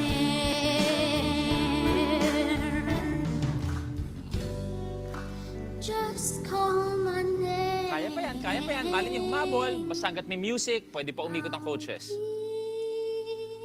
there. Ah! Ah!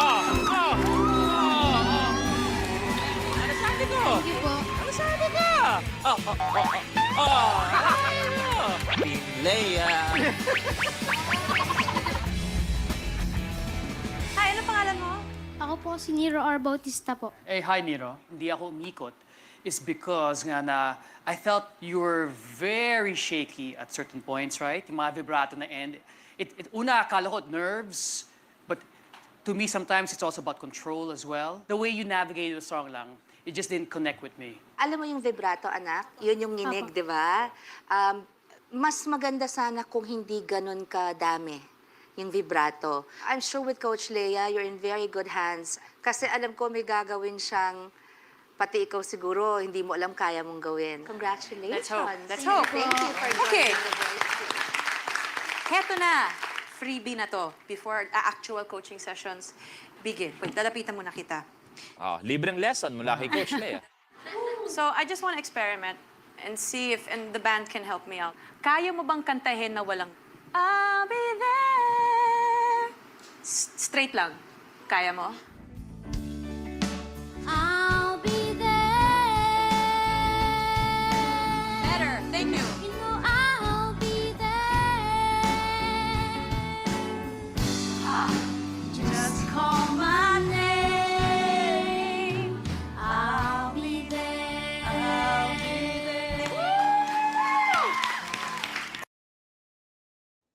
Okay. That's the video. Okay, sir, are you ready? Oh yeah, Yes, this sir. is going to be easy. All right. So the video actually showed us how feedback is actually provided by the three coaches. Okay, the performance is actually the learner singing, the child singing. Okay, and there are three different feedbacks given by the three coaches. Okay, let's start with the first feedback given by Bamboo. Okay, his feedback, he said, okay, for me, it was shaky. Okay, what is the focus of that feedback? This is actually similar when we look at the learner's performance and then we say, okay, look at your work. Okay, you did not provide indention. Okay, there is a wrong spelling for this word. Okay, your voice is soft. Okay, you need to make your voice is soft. The voice is too loud. The voice is screechy. What is the focus of this kind of feedback? I think, sir, Go. on the presentation, since it is about singing, so when Coach Bamboo says it's very shaky, then maybe he's focusing on the technical aspects of technicality of the song. Okay, okay. This is the song, the voice. Okay, it's shaky. The voice is soft. The voice is loud. The voice can be heard. Okay, what are we giving about the voice? What are we doing? What are we giving The on the voice? performance, the Okay. performance itself, sir. Yes, what are we doing and what are we giving about the performance? It's soft, it's loud, it's shaky. Okay, what are those words? Mhm. Adjectives, sir. Yes, yes, yes. Those are actually adjectives. So the focus of the feedback provided by Bamboo is actually focused on describing the situation or the performance. Yes, you got that Okay, right. sir.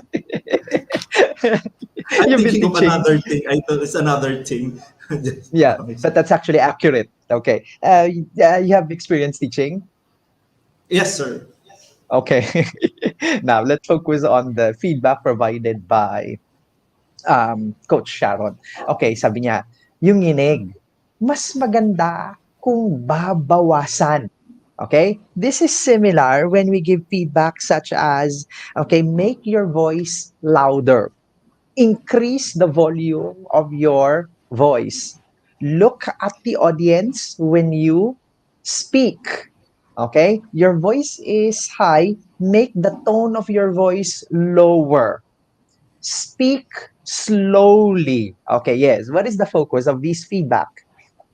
I mean, I think Coach Sharon is now focusing on the action to be done by Nero, sir, on that particular video. So the steps by Okay. steps action that he should do to improve his Mhm. performance. Yes, okay. So the step-by-step action you actually skipped. The first one is you're describing the S, the situation. What is The after? What is in situation. between the S and the A? What needs to be done. But you're actually accurate there. You're actually Coach Sharon is actually providing a specific action that needs to be done by the learner. Okay, Coach Sharon is recommending a particular task that needs to be done by the learner to improve. Babawasan yung inig, look at the audience, increase the volume of the voice. What needs to be done? Okay, what needs to be done in the task action? All right, let's go to the last feedback coming from Coach Leah. Okay, she went near to the child and then she gave an instruction. Okay, kaya mo bang kantahin?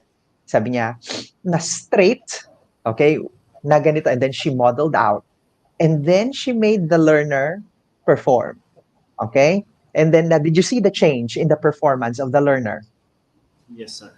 Okay, there was improvement, right? Okay, so what was the focus of that feedback? I think it's more on to improve the learner. We should model sometimes what to do so that learners will be guided on that particular task. So Coach Yes. Leia modeled it to the contestant that particular scenario. Yes. Okay, right. Actually, the three coaches did what we call the STAR model in giving feedback. Okay, the S was done by Bamboo. He described the situation. Okay, Sharon provided the task that needs to be done by the learner. Leia did the letter A and the letter R. Action. She made after she gave some guide to the learner and modeled the situation, she made the learner do it again. That's action A. And then she observed change in the result. That's the letter R because there was improvement after the guide, after the modeling that she has provided. So that's R. She saw the result. So that's how we actually provide feedback using the STAR model. And guidelines and details of the STAR model is actually found in the RPMS manual that is provided to the teachers by the step ed alongside with the PPST. All right. I have some more activities a little bit later. I hope that we can have two other volunteers inside. Okay. Or Thank you, else, sir. sir will be the one to answer the activities. Okay. Let's go back again to our presentation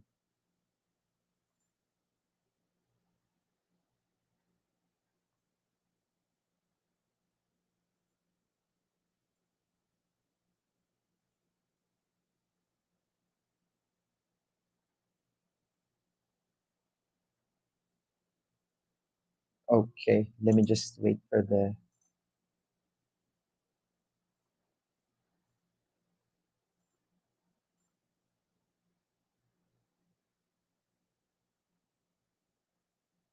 the slide to load.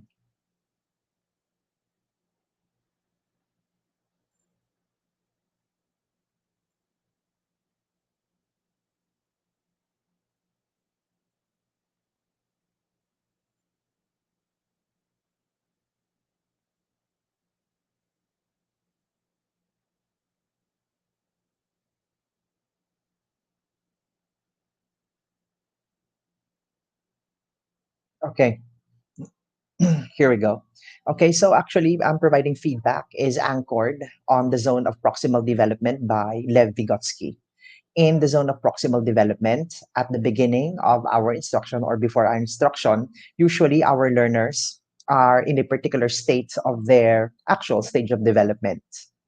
And we should be able to detect that by assessing their schema or their background knowledge before instruction.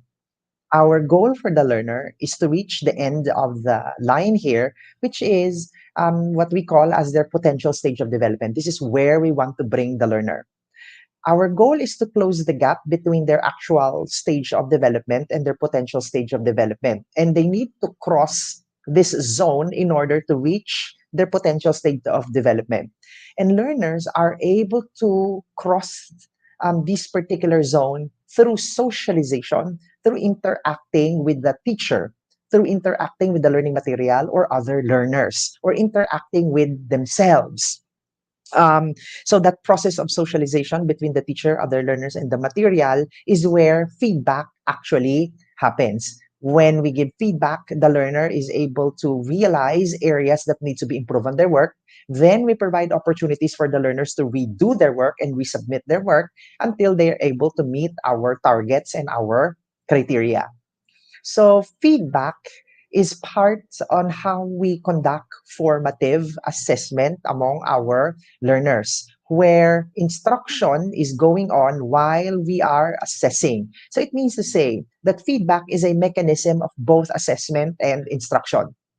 We assess our learners, and when we see the results of what they can do and cannot do, then we provide feedback. Feedback becomes part of our instruction and at the same time assessment. So feedback is now a way on how we integrate together instruction and assessment. So this is similar with a double helix model where we cannot separate assessment with instruction anymore. And when we think about giving feedback to our learners, it's very important that we strategically conduct our assessment across different parts of the teaching and the learning process. So we assess before instruction, and our goal here is to determine what would be a relevant instruction for our learners. We assess while we are delivering the instruction. We wanted to determine here whether we need to reteach and whether we need to make further adjustments in our instruction. And then we assess after instruction to determine whether we need to reteach again the learning competency. Now, when we conduct our assessment alongside while instruction is going on, there are many ways on how to do that.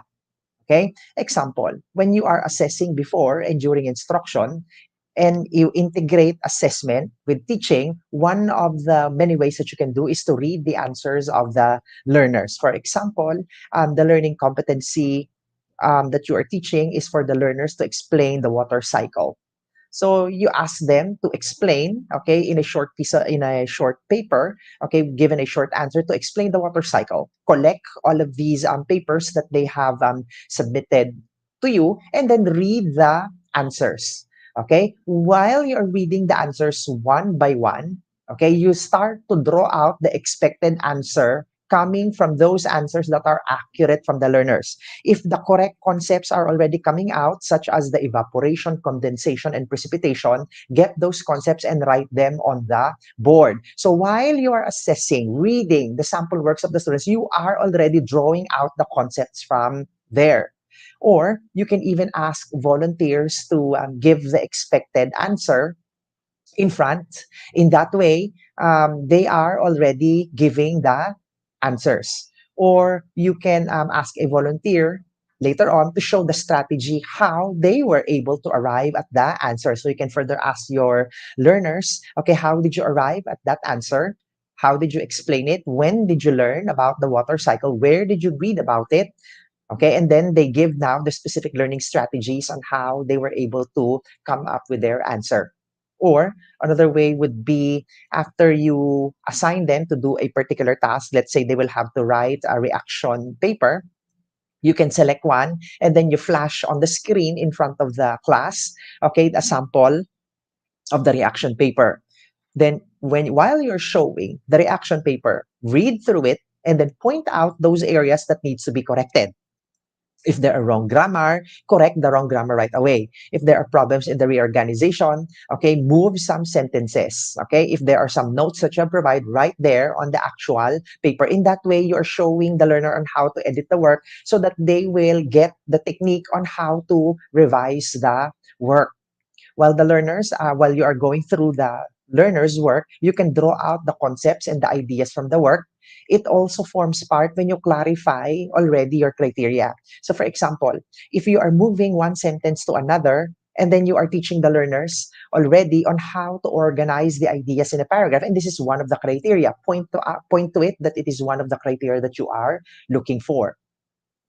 And then while you are doing some corrections in the paragraph of the learners being flashed on the screen, provide now your instructional correctives and you're modeling out how the revision process is actually done. Okay, so you are doing feedback, you are assessing at the same time you are teaching. So these are examples on ways on how you do it.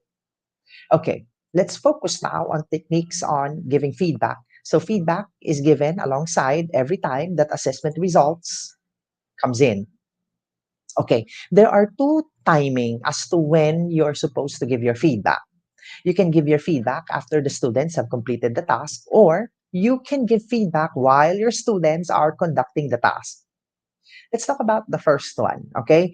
Making your students complete the task first. These are appropriate, for example, when your students are doing sit works, drills, and exercises or board work. For example, you give them in mathematics 5 items, let them finish the 5 items. Afterwards, you check, okay? So after you check, okay, then provide feedback, especially if there are some strategies in the operations that needs to be corrected. Okay, if your students are doing board work, they demonstrate how they got their answers in the board work and then give your feedback.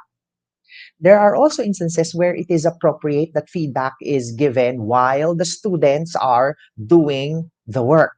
For example, okay, in TLE, okay, your students are going to prepare a dessert. So by the time that they are preparing the ingredients, they are mixing the ingredients together. Okay, so you can already give your feedback. Your purpose here of giving feedback is to avoid mistakes from happening. You want to ensure that the students will not repeat the work all over again, such as preparing the dish because it's expensive to prepare the ingredients and the food. That's why you want to avoid having major mistake on the work of the learners. That's why you are giving feedback while performance is ongoing. Okay. Um, there's already a volunteer here. Thank you. Okay, now here are the characteristics on how you give effective feedback. Number one, the feedback needs to be related to student performance outcomes, meaning to say, if this is a performance task, and at the beginning of the performance task, part of your instruction would be the set of criteria and guidelines on how they will be doing the work, your feedback's content needs to jive with the criteria that you have in your checklist or in your rubric. Second is that the feedback should help your students with the strategies that they need to meet the learning competency. It means to say that when you give feedback, give a recommendation to your learners on how to do the work, how to do the revision, how to do it properly. Give a recommendation. Tell them specifically what to do. That's why when we say that the work is bad, the work is wrong, these feedback are not helpful because we're not specifically telling the student on what to do with the work. Okay.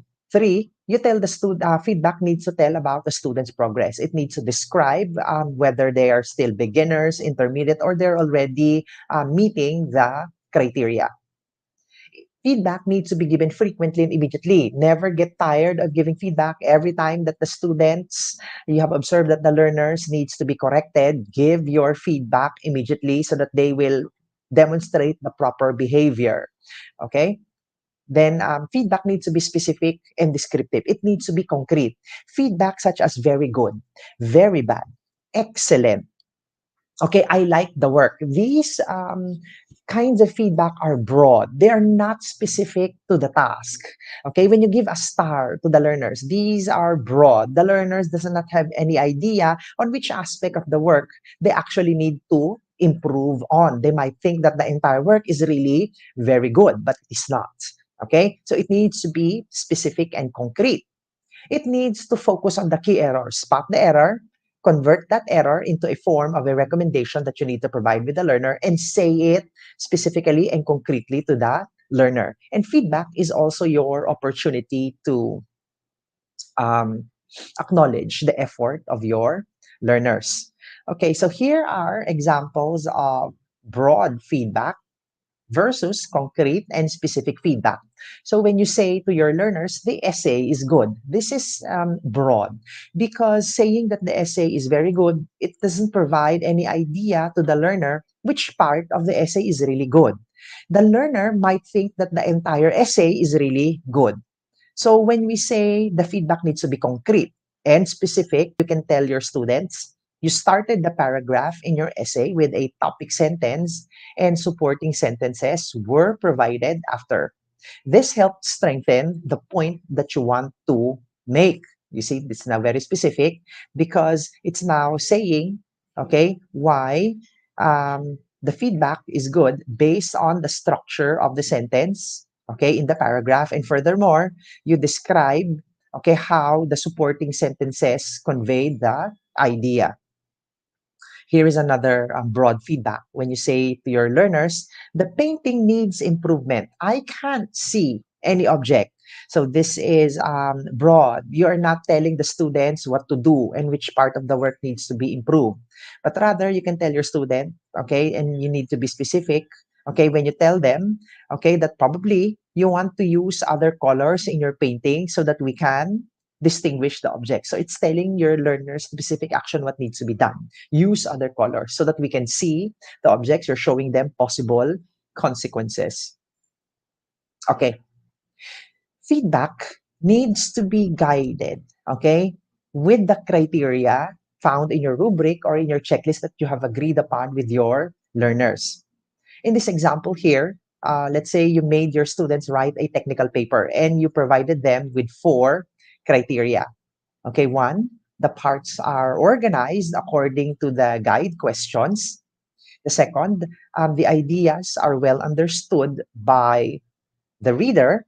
Okay, the information presented are accurate and more than 5 references are used. So you see the way the criteria is structured. It is not simply saying accuracy, organization. At least the criteria would be a phrase so that the learners will have a good idea on what needs to be expected about the work. Okay, look at now the kind of feedback provided by the teacher.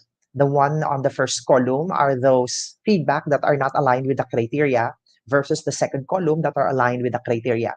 So when you say tell the learners, there are several grammatical errors. If you go back in our criteria, there isn't any criteria in terms of grammar. However, it's very important that you give some corrections on the grammar in the written work of the learners. If this is going to be based on the criteria, you can tell your learners, check again the idea conveyed by the author in the journal because there are discrepancies on page 3. So this particular feedback is pertaining to the criteria on accuracy of the information. When you say the heading needs to be in bold font, again, this is not based on the criteria because format is not based on the criteria, but rather you say add one more reference to make the support further your claim on the benefit of using organic fertilizers on page 5. So this is pertaining to your criteria on the use of references. Okay, feedback needs to recommend and feedback needs to provide suggestions so that your learners will have an idea on how they will improve their work. Example, when you tell the learners, I cannot hear your voice, you're not giving recommendations on what to do, but rather you tell your learners, make your voice louder. Okay, or when you tell your learners, why are you looking at the ceiling while you are speaking? Okay, but rather you say, look at your classmates when you are speaking. When you tell your students, make your voice louder and look at your classmates while you're speaking, you are directing your learners specifically what needs to be done. Okay, here are the characteristics on using praise alongside with feedback. This is actually called your sandwich. Okay, you give your praise, give you the feedback that we have talked about, and then praise again. Okay, so generally it's helpful to draw attention from the learners. Okay, it's most effective if you give it spontaneously and the message is accurate, meaning to say that the praise is really authentic coming from you. So here's the formula, you praise. Then it's followed by the feedback that we have talked about. It needs to be specific, concrete, provides recommendation. Then end with another praise sandwich. All right, sometimes you want your feedback not to disrupt the performance of your learners. That's why you use other ways such as emblems and illustrators. So when we say emblems, emblems are actually body cues, okay, that direct one or two word verbal translations. Okay, the emblems are used to communicate particular message that can substitute for words. Example, when you do this, okay, meaning to say the learners need to stay quiet, okay? Or like this, the learners will have to wait, or the okay sign that they are doing well in the work, okay? So make sure that you orient the learners on what you mean with the use of the emblems. Another would be the use of illustrators. So illustrators are used to increase the clarity and the awareness, okay, of the learners, and these are used to augment on what needs to be said. It reinforces emotional messages coming from the teacher, like the fist clench, meaning to say they have to stop, fingers closed, make it small, make it little, hand pointing if you are emphasizing a particular point.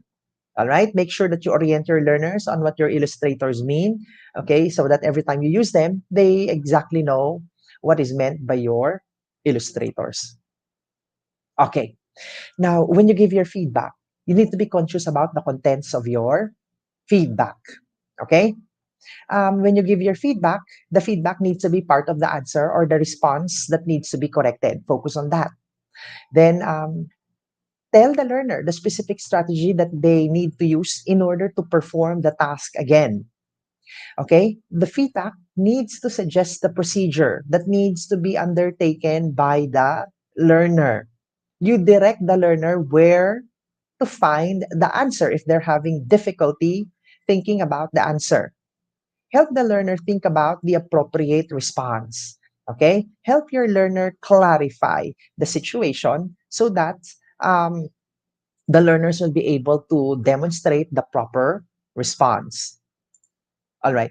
There are three forms of feedback. So the volunteers, get ready. After I present the three forms of feedback, you will be the one to use these forms. I'll be providing some cases, and then you will be the one to provide feedback on the cases. Okay. The first form of feedback is focusing on the product or the performance. So this is the kind of feedback that describes how well the performance is actually done. Okay, so you are looking at the work of the learner, then you start to describe the product that you see or the performance of the learner. So example would be all parts of the paper is complete. You have used up-to-date references in your paper. Include a definition of terms based on the main author. Rephrase the findings stated by the author on page 25. So these are focusing on the product or performance. Next, the second focus. Focus on the procedure. So this is the feedback, okay, that focus on the step-by-step process that needs to be done by the learner. Example, okay, follow the guidelines stated in the workbook in conducting the experiment to get accurate results. So you're giving them the guidelines that they need to follow. Try a different procedure in solving the problem. You want them to try out a different procedure. Use more adjectives to describe the main idea in your paper. Okay, so you're telling them what step needs to be undertaken as well here. Okay, the third one is focusing on the strategy to improve the work. So strategies actually refers to the different cognitive and metacognitive actions that the learner needs to think about in order to arrive at a better work or a performance. What are some of these metacognitive strategies? Examples would be um, planning the work before they actually do it, okay? Brainstorming, okay, before they actually do the work. And then while they're doing the work, they monitor themselves while they are doing it. They are rereading the work so that they can continuously revise the work. They think of the specific strategy that they need to implement in the work, and then they check whether it is working well or not. And then after they have completed the work, they recheck their work, okay, by looking at the criteria, they compare their work, and then if they saw that there are some parts of the criteria that they are not meeting, then they revise their work. They can compare notes with a classmate so that they can check whether their work is at par with others. So these are different cognitive and metacognitive strategies. Okay, examples of feedback focusing on strategy would be given the criteria on delivering a speech, which part did you achieve well and provide evidences? Okay, so the metacognitive feedback is focused here on self-monitoring. You want the learners to take a look at their own work and how well the work is actually done based on the set of criteria. Look at the next one. Use a different method to check if your answers are correct. So you're teaching the learners debugging strategy. If there are wrong parts of the work, you want them to revise it and change it. Okay, look at the next one. Compare your work with that of the model. Which part are different? Okay, this is self-evaluation. You want the learners to evaluate themselves after they have completed the work. All right, so volunteers, are you ready?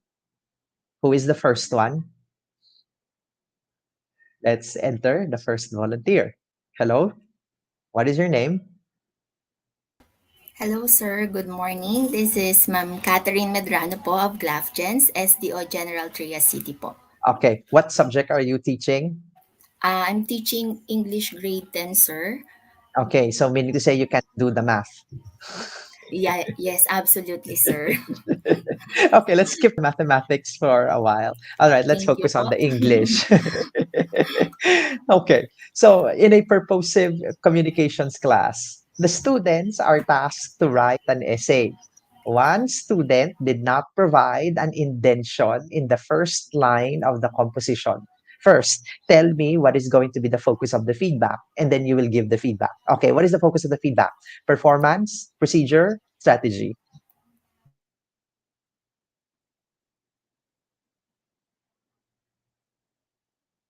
Go ahead, madam. Sir, it's the procedure po. All right, all right. Go ahead, give the feedback. Let's say I'm your student and you're my teacher. Give me the feedback. Okay, group 1. I think I'm not group you one. have... I'm an individual student. Ay, okay po, sir. Okay, And it's an essay. It's an individual work. Okay. okay, sir. Mr. De La Cruz, you have actually a Ay, good hindi po present... De La Cruz yung apelido ko, madam. Ay, sorry, Magno sir. po. Okay, sige, sir. I will put you in the situation. Okay. So, thank you, Mr. Magno, for your very comprehensive essay. However, I think you have to focus on the guidelines stated on Mhm, our rubrics. And one of those is the intention mm, in your mhm, composition. So mm, you can convey a proper idea. You can have you can have uh, proper construction of mhm, the idea that you want to tell your readers. mhm. Okay. You said it to me in a very nice way. Okay. So I don't feel threatened in the way you give the feedback. Okay. Very good. Okay. And then let's say I'm your student, ma'am, ano po yung intention?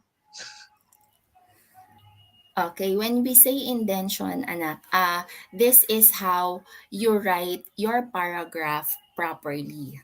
This is the rule that we have to follow so uh, we can Mm, have proper sequence of idea in your mm. paragraph. Okay. Medyo malaki pa yung sagot. Medyo broad pa yung idea. All right, ma'am, what does intention look like? An intention is you are putting your first sentence in a paragraph uh, inside, uh, say for example, putting up 10 spaces on the left bar of your paper. So in that Mhm, manner, you will show your reader that you are putting this another idea in your paragraph, which is different mm, from the other paragraph that you have constructed. mm. Ma'am, ano pong itsura nung spaces? Spaces, it's Mhm, you are giving, say for example, 1 inch space from the left side of your paper mm. going to the right side. All right, all right. Now, I was actually assuming a visual learner where I don't know what an indention looks like, and then the teacher kept Mhm. on describing verbally. You notice, ma'am, the cues that I was using. Anong itsura nun? How does it Yes look po. like? Meaning to say, I'm looking for a what? illustration, sir. Yes. So therefore, what do you need to show me? I need to show you an illustration of a paragraph. Magpapakita po With, ako ng with, ah, with indention, sir. yes. At makikita po dun sa presentation ko as teacher Mhm. what indention looks like. So my All right. learner would perceive Yes. what I'm trying to tell him or her. All right. Yes. So, for example, get another paper from a seatmate who has an indention, show it to them. Okay, this is how Mhm. the indention look like. There's a space on the first line. Okay, so you very good. Okay, I like the way you gave the feedback. Okay, Madam, I'll get back to you again on another case. Okay, what is your name? Ma'am Kate po. Okay, Kate. Okay, let's have a math teacher. Is there a math teacher or a science teacher inside? Okay, let's have another one. Ayan. Hello. Hello, sir. Good morning po. Okay, let's work on the math. Okay. Ah, Okay. So look at this particular case. So in a mathematics class, a subtraction task is provided for a two-digit number and a one-digit number. The task given is 24 minus 5 equals. So the student subtracted 4 from 5 and brings down 2, okay, resulting to an answer of 21. Look at how the student did it, sir. Nakita mo yung 24 and then sa baba, minus 5 equals 21. Is the answer correct, sir? yes, it is correct, sir. 24 No, minus 5 I'm equals sorry. 21? No, it's not correct. Sorry, sir. No, it's not. It's not. It's 19. It should be 19. Yeah. Sorry.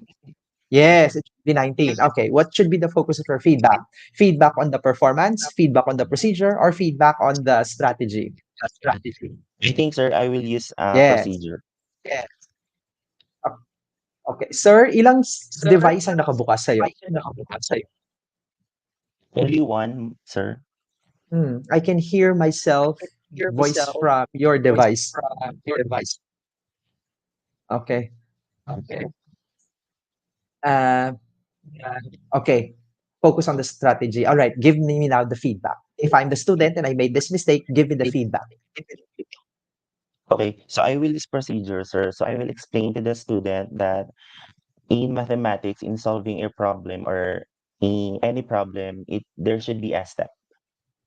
Okay, so in this case, so I will tell you that uh, we should subtract first on the right side, and then if the number is less than, for example, in these cases, number 4 is less than number 5, so we have to borrow. So I will use sir procedure or strategy in this case, sir. Yes. So because the number on my left side, what number is that on the left side? And which number are we referring to? Okay, so I am referring to number 4 because the first step in subtracting the solution is we will start on the right side of the digit. Okay, so we are going What to is the if place value? the Use place values. Use place values. okay, if that tens place value is less than on the what do you call this? I'm sorry, sir. I'm an English teacher po. Then Okay, once. Once po yung 4, sir. once, sorry, sir. No, mental block po ako. Okay, It's so okay. if once place value is less than on the what do you call this number 5? I'm sorry, sir. Minuend. Minuend. Minuend. So we have to borrow on the uh beside digit. So we have to Tens borrow value. number 2 to make it larger than number 5. So we are going to proceed with the subtraction, which is Okay, number so 9. 4 becomes, if we borrow 1 4 from 2, becomes 4 becomes, borrow 1 from 2. So 4 becomes 14. And then you are hmm. going to start subtracting the digit. Okay, you subtract, be specific, sir. 14, subtract Okay, sir. it with, So you have to subtract 14 with number 5. hmm. So what's the answer? Okay, so the answer is number 9. And then number 2 will become number 1. And then Okay. you have to bring it down. All right, all right, very good. So I'm you need sorry, to be sir. I'm an explicit. English teacher. But so far, so good. Okay. Last one. Last one for you. Okay, so in a science class, Recitation was conducted on the topic characteristics of metals. One student was asked to give 3 characteristics of metals. The student stood up and kept quiet for more than 3 minutes. The child is taking too much time to provide the answer. Okay, what would be the focus of your feedback? The focus of my feedback, sir, I think performance. Okay, give me the feedback now. Okay. So my feedback, sir, is that, for example, one student was asked and then he taking too much time to provide the answer. I will elaborate more my information, and then if it's still the same, I will ask another student to answer the Don't following. go into that. Make the student answer. Okay. Oh, Now, let's say okay. I'm your student, talk to me. Okay, ang tagal, hindi ko mabigay yung sagot. Kailangan mo akong tulungan para mabigay ko yung sagot. Okay. So, sir, Characteristic of Mr. metals. Magno. Okay. Yes. For example, you're the student, sir. Sorry. So, Mr. Magno. So, my question is that give me the characteristics of metals. So first, Then do I'm you have allowed. any idea what is metal? Mm, Okay, if that's yeah. so, Yeah. okay, so what can you say about metal? And then what Uh, he's going to say, sir, is maybe the characteristic of the metal. I will okay. start with that, sir. What can you say with a metal? So you need to give me something to work on to what to say about metal. Kailangan meron kang Okay, pakita sir. sa akin. Okay, sir. So look, take a look around in our room. Okay. Okay? Can you Mm, give me an example of metal here in our okay. classroom? Okay, good. Good start. So, sir, Okay, here, a a spoon. A spoon. spoon is a metal. Okay. A spoon is an example of metal, right? Okay, so Mm-hmm. what can you say about the spoon? Mm, it's not easy to bend. Very I-focus mo yung good. sagot So ko, it sir. is not, okay, I-focus it mo is kasi not hindi yung very, characteristic ng metal. okay, so uh, it is not easily break. Okay, so therefore, metal is hard. Maybe that is one of the Hindi yun. characteristic of Hindi. metal. Hindi. Okay, Sorry, i-focus mo sir. pa. Okay. Okay, so Make aside me from that, put the metal under the light. sir, sorry. Make me put the metal under the light. Okay, so can you please put the metal under the light? Yes. Okay, Okay? what can you say? Here. Okay, it is There is shining. it is shining. Okay, it is shining. Eh, So that maybe that is one of the characteristic of metal. Yes. It is Yes, shining. luster. Okay. Aside from Luster. that, you are correct that metal is cannot easily break. Okay. Yung And hindi yung there cannot is easily break, hindi siya characteristic. Yung luster, yung shining, okay. ang pwede. Sorry, sir. Okay. So All shining. right, thank you very much, sir. Sorry, So very sir. good. Okay, very good. Okay, let's have Miss Kate again.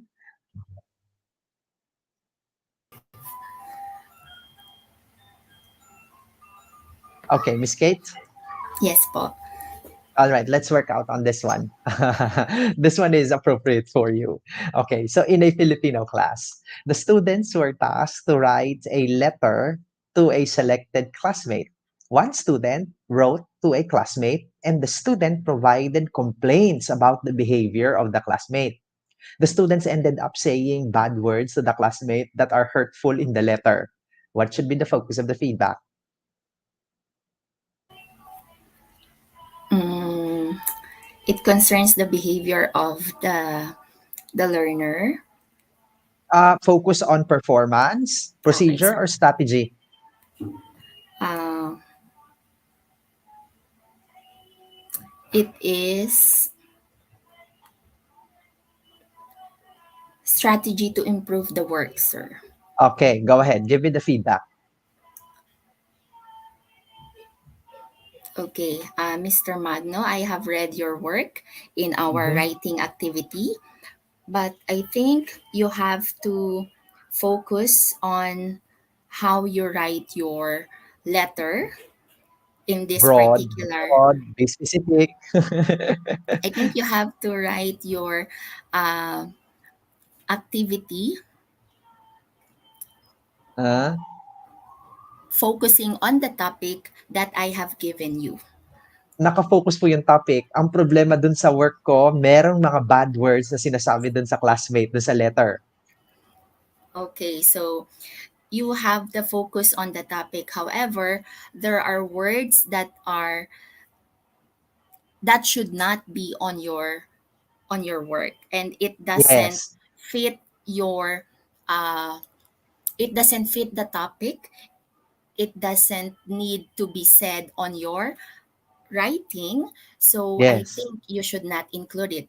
Much better you can Okay. change it with other examples that will fit the given activity I have given you. Yes. Okay, so I like the way you said you need to change some of these parts. Okay, what you can actually do is that you can underline those bad words that I have indicated in the letter and then tell me specifically to change them and revise the letter. Yes, Okay? po. Okay, Yes. one more for you. Okay, one more. So in a music class, each student rendered a solo song number in front accompanied by a piano. One student could not reach the high note required in one line of the song. What should be the focus of the feedback? Uh, Performance, procedure, or strategy? it's the performance poser. All right, give me the feedback.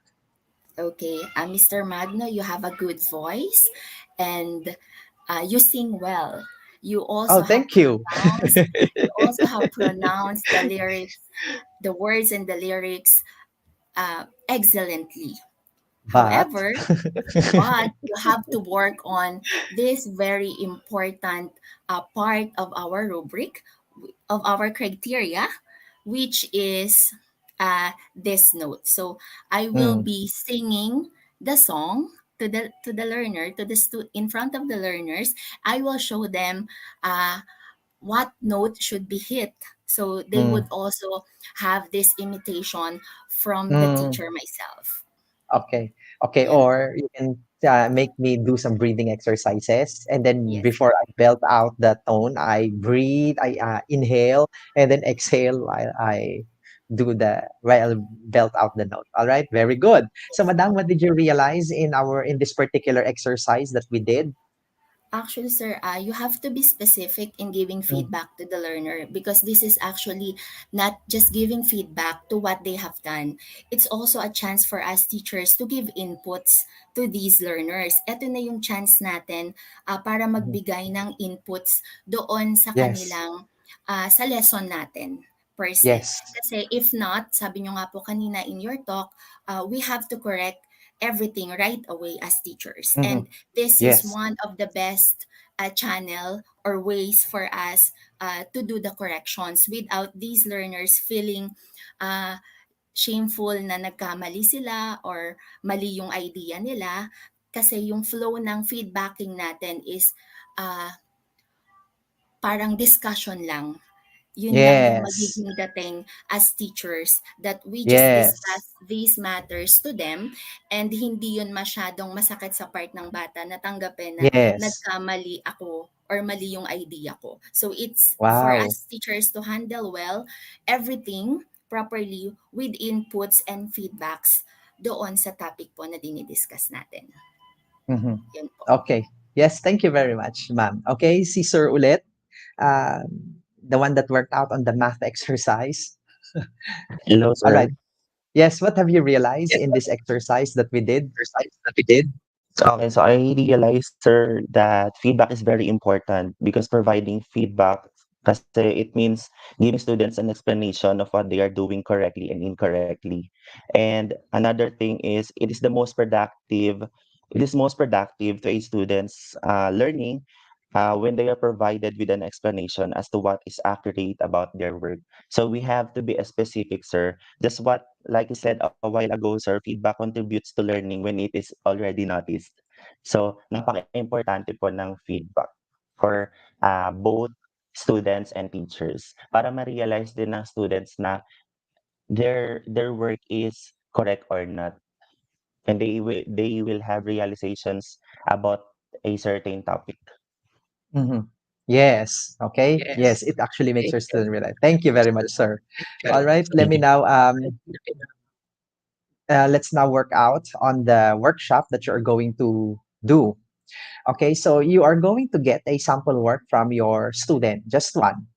Okay, look over your files. You can scan it or you can copy and paste it. Okay, you put it in a Word file, and then on top, okay, of the actual work sample, indicate the grade level, what subject is that, and write the learning competency. So just one learning competency and just one work given that learning competency. Then indicate the kind of feedback that you will be using. It's either focusing on performance, procedure, or strategy. You can have both or you can have three. And then write your feedback. Okay, let's see how well you have followed the guidelines when you write your feedback. So put again your work in a Microsoft Word file. Okay, put there the actual work of the learners. You can take a picture of it if this is going to be a product. Okay, if this is going to be a written work, you can take a photo of it and then you can paste it there on your Microsoft Word. All right. So this is going to be the workshop task. And then let me take this opportunity to promote our conference. Okay, I think Dr. Marlin also showed it to you yesterday. Okay, I'd like to invite everybody to join the 2022 National Conference on Educational Measurement and Evaluation. It's that our theme is unlocking the potentials of assessment and reimagining curriculum and instruction. This is going to be on August 25 to 27. Okay, you can open this website, okay, to get the details, and here are the registration. It's very cheap. It's only about 1,000. Okay, the program is already here, and if you have senior high school students, you can make your senior high school students attend the student congress. So the topic is on managing return to school anxiety and maximizing safe digital spaces.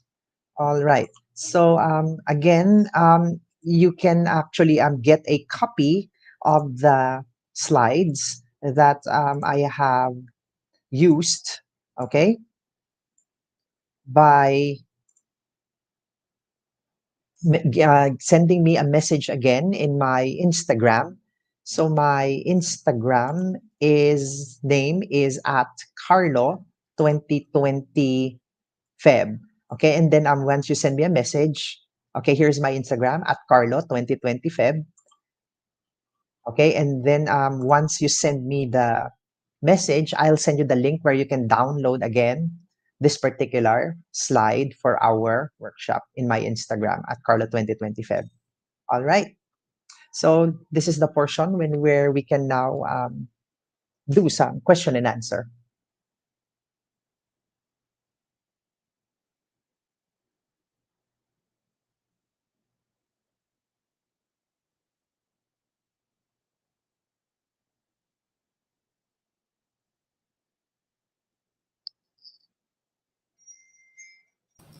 Inviting po our participants if you have questions for Dr. Carlo. Dr. Carlo, thank you so much po for that processing with Mhm. our guest teachers. Nakaligtas po ako doon. Talaga naghanap ako tumulit sa aming mga EPS. Yes. Alright, direct baka po may mga questions tayo dyan from our participants. So again, I'm inviting our participants. Baka po may mga tanong po kayo kay Doc Carlo.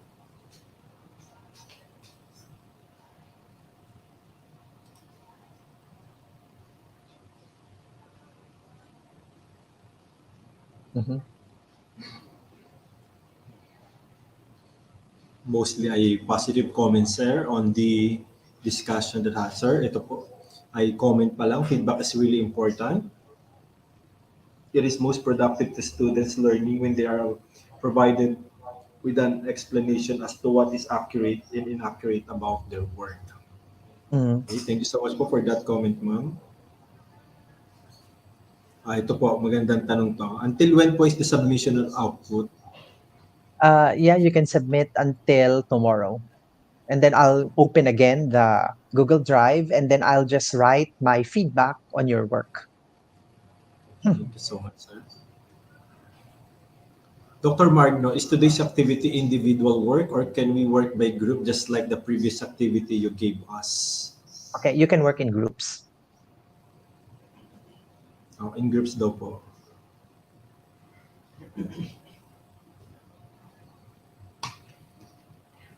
Dr. Magno, is today's okay na to? Direk, kailangan mo yata ng feedbacking. Medyo bumabagal ka, Direk. Sino magpa-feedback kay Dr. Magno? Thank you, sir, for your very concise talk yet very helpful topic about feedbacking because we really need to improve in this area in order to help our students improve their performances from our Facebook Okay. viewer. Yeah.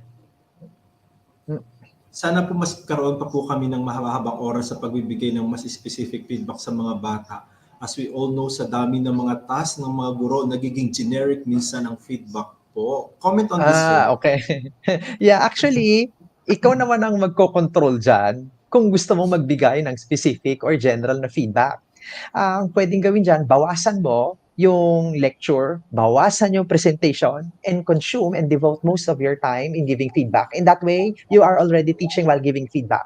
Rather than separating the presentation of the concepts, you can already draw out the concepts while you are giving your feedback.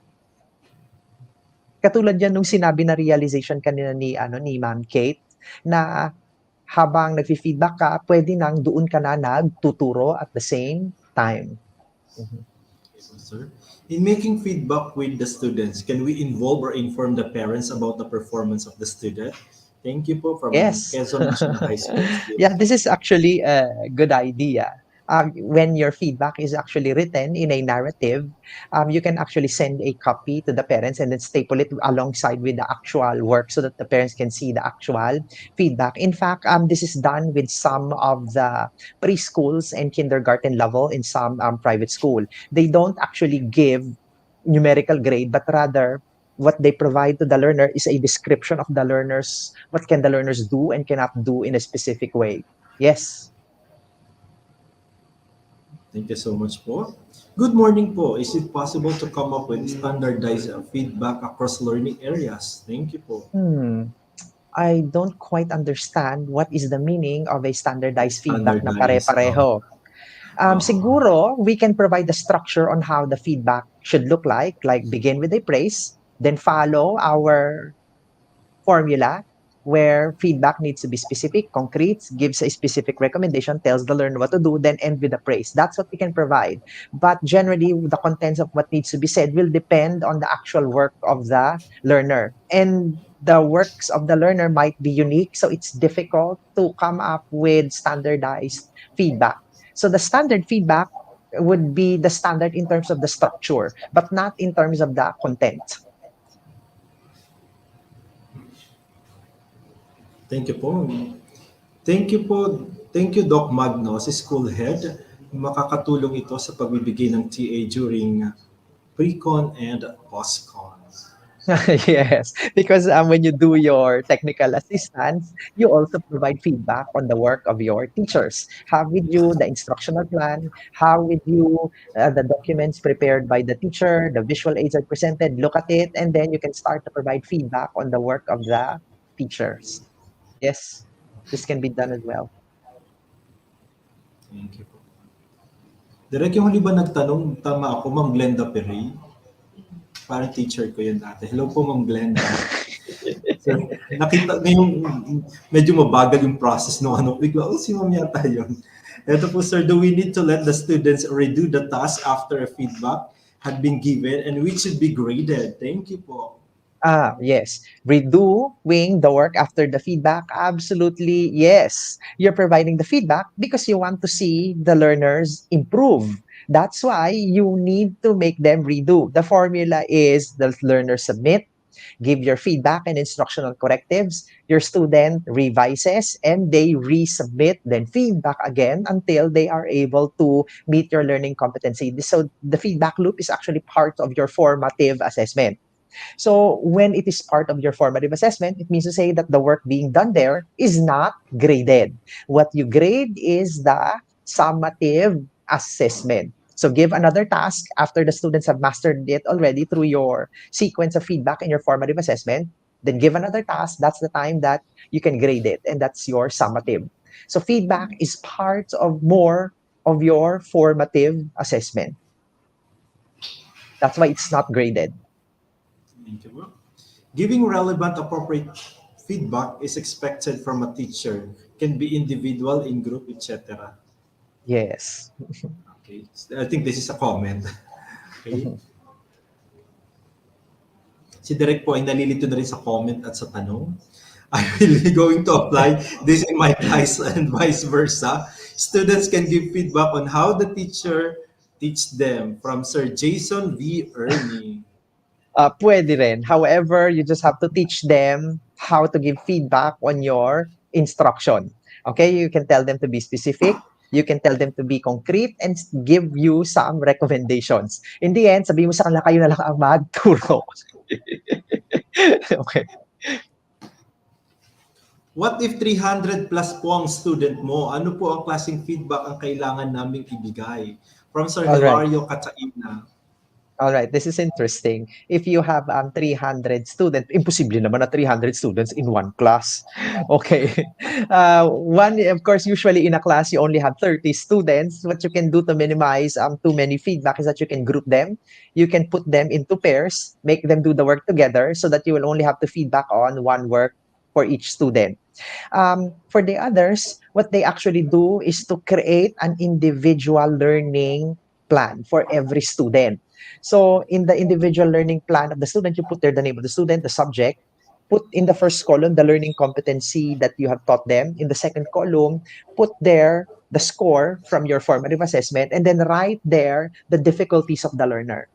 And then every time that there's an activity, put that as an entry in the paper so that you will be able to track each of the learners' difficulties, and then have some time with the learners during recess time or when you see them, if they need to be provided for with feedback so that you can track them one by one. So this is one way to do it. Thank you po, sir.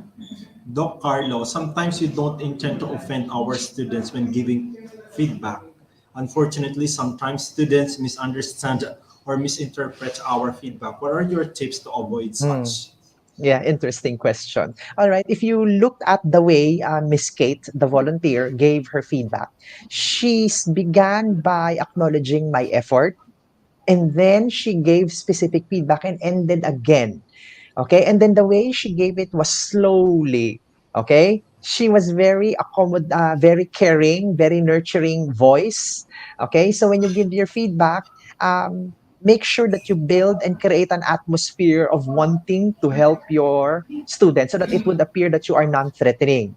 Then look at the condition of your learners. Sometimes they may not be in a good condition. They might be experiencing some problems. So probably that's not the best time for you to give your feedback. So you can wait for the best time to give your feedback and how you deliver it.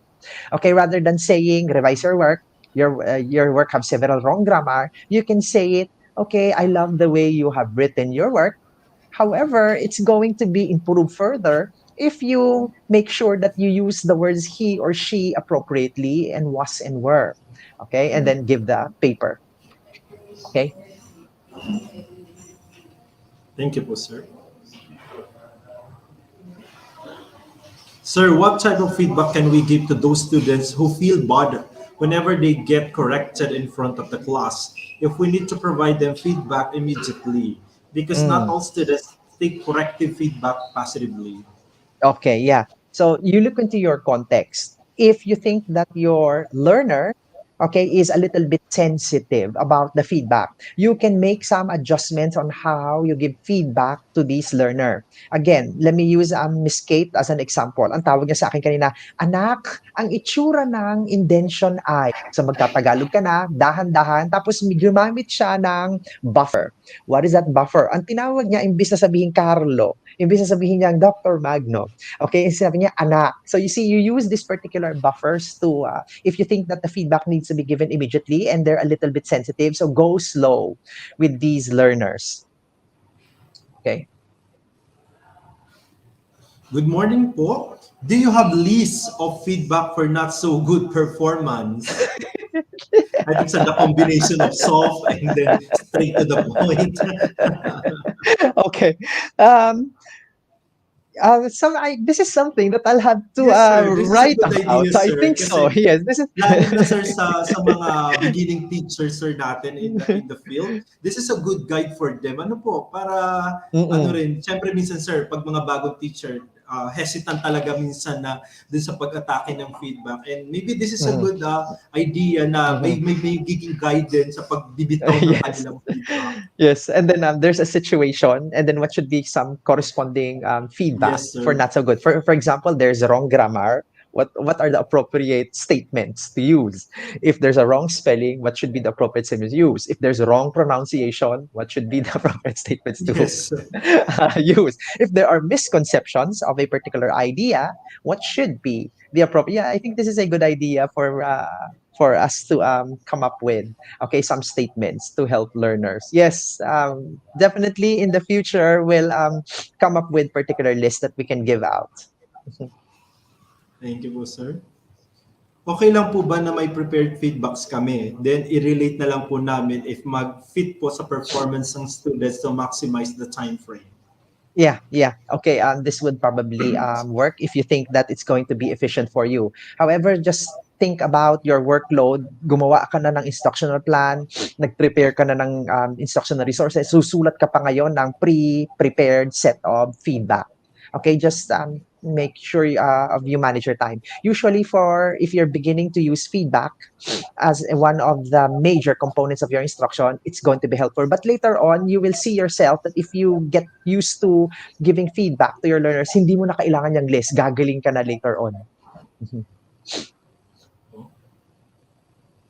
Doc Carlo, when should the feedback be done? Should it be done in private or should it be done in front of the class so that other students could also reflect on their work and avoid same mistakes? From Yeah. Sir Elijah De Leon. Yeah. So it depends on the situation. If there needs to be some corrections, immediately needs to be done in terms of the misconception. For example, yung mga students, ang akala nilang food ng plant ay sunlight, air, and water, then give the feedback immediately. But if you look at the work of the learners, at ang dami talagang mali, ang daming misconception, ang daming red marks, this is appropriate to be communicated with the learner privately. Okay? Or if you think that the learner is a bit sensitive, then the private conversation would work. So depending on the situation. So, sir, it is always safe to say that we always check on the particular learner before we give Mhm. feedback. Yes. For, okay na ito. Mhm. For a teacher with 300 or more students, feedbacking is really taxing. Teachers need to strategize on feedbacking. How Mm. about having a generic feedback? Yeah. So what you can actually do is that after you have read or looked at the work of the students, there might be some errors that are common among the work. So put all of these errors together that are common and then just have one feedback for each kind of error. And that's something that you can present in class. Mhm. To make it more efficient. Thank you po.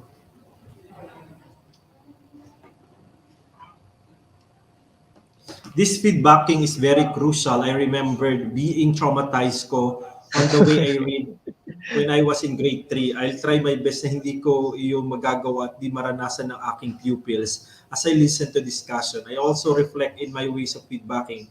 I becoming more aware of my practices. Thank you, Sir Carlo, for the informative discussion. Yeah. Very relevant Yeah. So yeah, this indeed. is actually what happens when feedback is not given properly. So it usually causes trauma to some of us. Thank you po. Some more direct. Okay, so wala na raw po tayong questions, Doc Carlo. I think talaga namang Okay. nag-gets ng ating Calabarzon teachers ang discussion ng Sir Carlo with our volunteers. Thank you so much po, Ma'am Kate and Sir Dave. Maraming salamat po sa pagsalba sa araw ko. Thank you so much, Ma'am Kate of Governor Ferrer. National East Governor Ferrer is yata po. Ayan, sa Gentry po siya. Kanyang school head ay si Ma'am Arlene Malabanan. And of course, Sir Dave po ng Asis Elementary School ng Mendez District. Yan po, sir. So, kung wala na pong question, sir, at this point, may kasunod pa po ba, sir? Kayong discussion po? Wala na.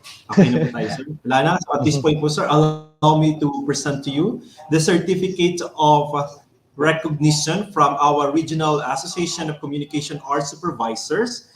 This certificate is hereby presented to for his invaluable contribution and meritorious service rendered as resource speaker during the 2022 Regional Virtual Workshop on Assessment-Driven Intervention, organized by the Regional Association of Communication Arts Supervisor, or Racas, held on August 3 to 5, 2022, and given this 5th day of August 2022 via Racas Reading Facebook page. Signed by our Racas President, Dr. Elpidia B. Brigado, and our former Regional Director and now the Assistant Secretary of DepEd, Sir Francis Cesar B. Bringas. Their certificate of recognition is presented to Dr. Carlo Magno. Maraming salamat po, sir, sa pagbabahagi po sa ating Calabarzon teacher. Heart react naman po tayo dyan for Dr. Magno. Ayan. So, any final message po, sir, sa ating mga viewers for today? Nakamute po, sir. Okay, so we're already preparing for our face-to-face teaching, and we're looking greatly at our context because there are still some situations where some learners are not coming to school, and it's very important that we do all efforts to continue education and make sure that when we deliver with quality, so that in the end we see better learners and we produce better learners. Okay. Thank you so much po, sir. And we can see here positive comments extending their gratitude po, sir. Thank you so much, Doc Maru, for sharing. Ang galing niyo po, sir. And God bless po yan, sir. Napakadami po nating positive comments from our viewers. Once again po, Dr. Carlo Magno po. Maraming salamat po, sir. Thank you so much po. Alright. So, natapos na po tayo sa ating sessions for today. Okay. So, maraming salamat po sa inyo. Mamaya hapon po natin ito. We still have our program mamayang hapon. Mamaya po ito naka-program ng saktong alauna po because makakasama po natin mamayang hapon. Wag po kayong mawawala dahil makakasama po natin ang ating Assistant Regional Director live po mamaya ang ating nag-iisang happiest Che.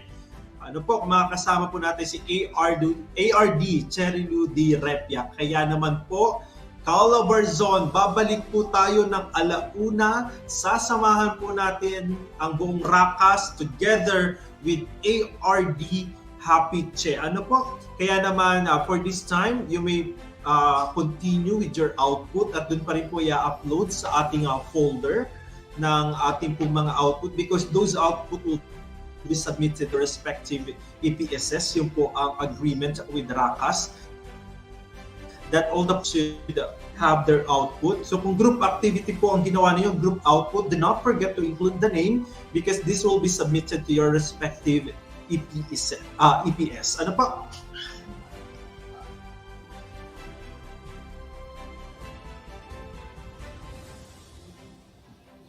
Okay. Sure na po, nag-confirm po ang ating mahal na ARD. Ito po at binabasa ko ang message. Atin po mamaya sa closing, live ang ating pong ARD Happy Che or Happiest Che. Mamaya pong 1 p.m. Kaya po wag po kayong mawawala. And of course, we're going to present your certificate of participation mamaya rin po, which you could have access through your respective EPS din po. Ayan po.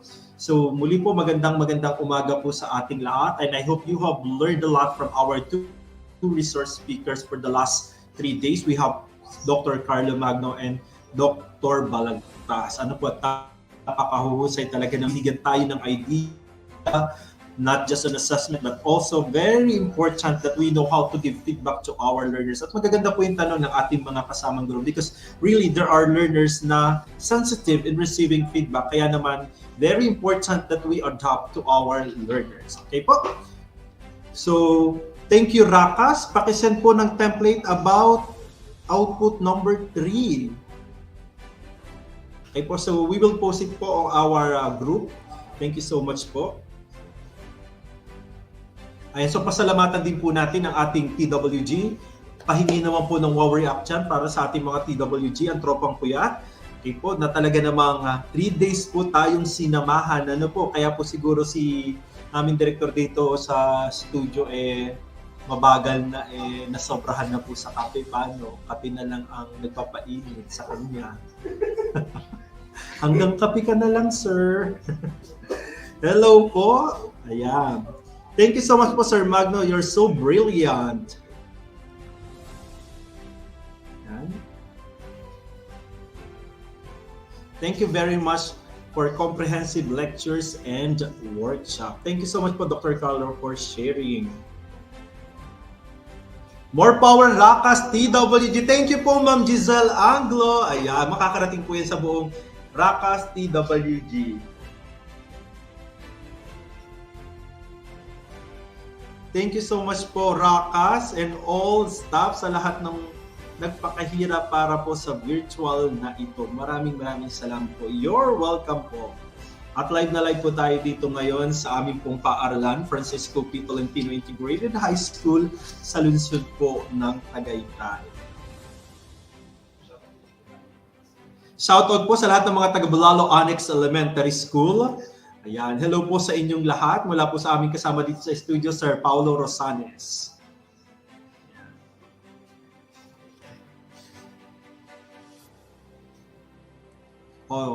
Giving feedback as skillful as what Dr. Magno has presented is like calming the giant waves in order for the students to sail smoothly in the ocean of learning. O, di ba? Napaka-metaphoric ng comment ni Ma'am Giselle. Thank you so much po, Ma'am.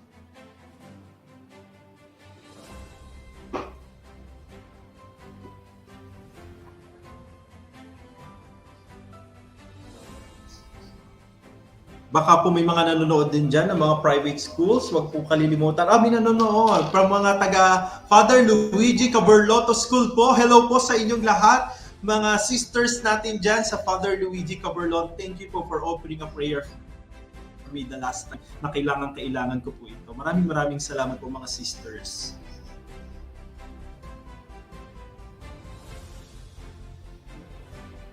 No. We will present the attendance during the closing. Naku, ang director po talaga namin hindi nakikinig. Kasasabi ko lang naman noon, ano po, mamaya po kayong mag-alala, i-feedback ko po talaga ito. Direk, ito pa yung kape ko.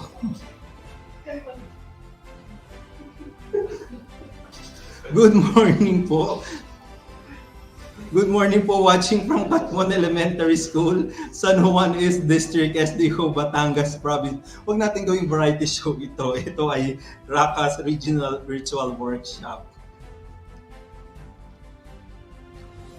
At tama ako, teacher ko nga yung nag-comment kanina direct. Hello po, Ma'am Glenda Pirey. Magandang umaga po. It's good po to see you here on our virtual webinar.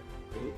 Teacher ko po si Ma'am ng college sa aming Mythology and Folklore teaching, listening and speaking, reading and writing. Mga po ay nasa kolehiyo pa. Thank you, Racas. Job well done. From Judeline Bungao. Thank you so much po, Racas. Dami po namin natutunan from Bilaran National High School. Bilaran National High School. Ang ganda ni Ma'am Jean, oh.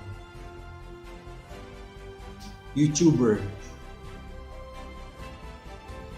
Thank you so much, Racas, from Maria Luisa Viray. Hello po, Ma'am Maria Luisa. Hello din po sa lahat ng mga taga-Tagaytay na nanonood. Isa-isahin na po natin. Nakita ko kanina, nanonood ang mga kasama natin sa Tagaytay City National High School, Integrated Senior High School. Hello po sa inyong lahat dyan. Magandang umaga po.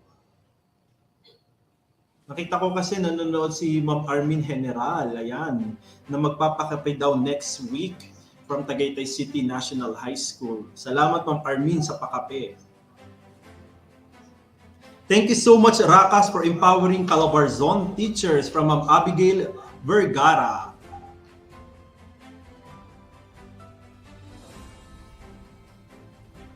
Hello po Sir Greg Sanggalang. Sino po kaya ito? Wala pong pangalan na nakita ako pero hello po sa inyo. Magandang umaga po.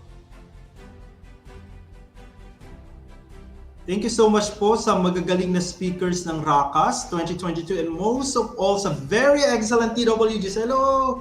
Sa ating mga TWGs, they have done their utmost capacity to provide the participants with the best seminar. Job well done. Okay po. Matatanggap niyo pong certificate ay gawa ng ating TWG na pinamumunahan po nila Sir Joseph Natanawan. Lahat po ng PubMat na inyong nakita for today ay inihanda po ni Sir Irvin Sakilayan. Ang ating naman pong virtual stream ay operated with our technical team, with our directors. Kasama po natin dito sila Sir Jojo De Leon, Ma'am Marian Ambat, Sir Paulo Rosanes, Ma'am Josie Marie Reyes, and ang mga presentations naman po ay inihanda nila Sir Marlon De Hesa and of course Sir Denzel Mangubat. Ang ating naman pong attendance and katame nag-monitor po nito at nagpe-prepare ay si Ma'am Arlene Hernandez kasama po ang kanyang team. So magandang umaga po sa ating lahat. Yan po, nakilala nyo na po ang TWG behind Racas. And of course, we are guided by our Racas officers from time to time.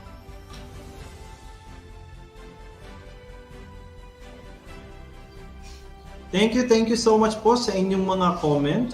Marami po salamat Racas, marami po kaming natutunan na tunay na makakatulong sa aming pagtuturo, lalo na po sa nalalapit na pasukan. And speaking of which, nalalapit na pasukan, good luck po mga kapwa ko, Calabarzon teachers. Ano po, at talaga namang ilang weeks na lang.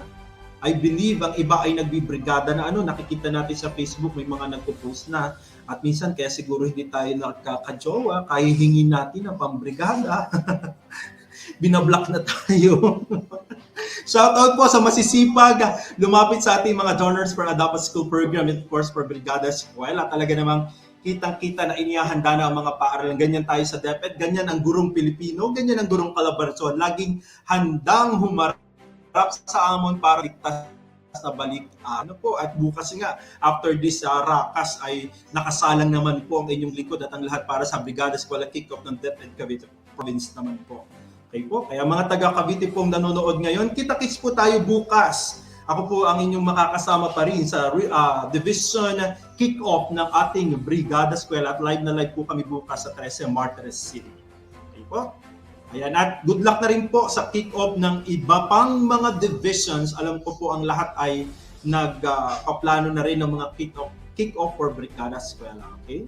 And going back to Racas, tatandaan po natin, we have 2 legs this year. First is the reading. Second is this virtual workshop on assessment-driven intervention. Huwag po kayong malilito. Kung ang binayaran po ninyong registration ay 400, so dalawa po ang matatanggap ninyong certificate. The first one is for the reading workshop and the other one is for this assessment workshop. Kung 200 lamang po ang binayaran, isa lamang po doon ibig sabihin ng inatinand ninyo. Ano po? So makipag-coordinate po sa ating respective EPSS dahil sila po ang magiging gabay ninyo. Sila ang tala sa mga langit na gabay ninyo.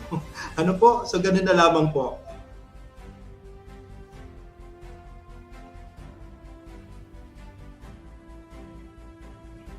I have had so much learning today.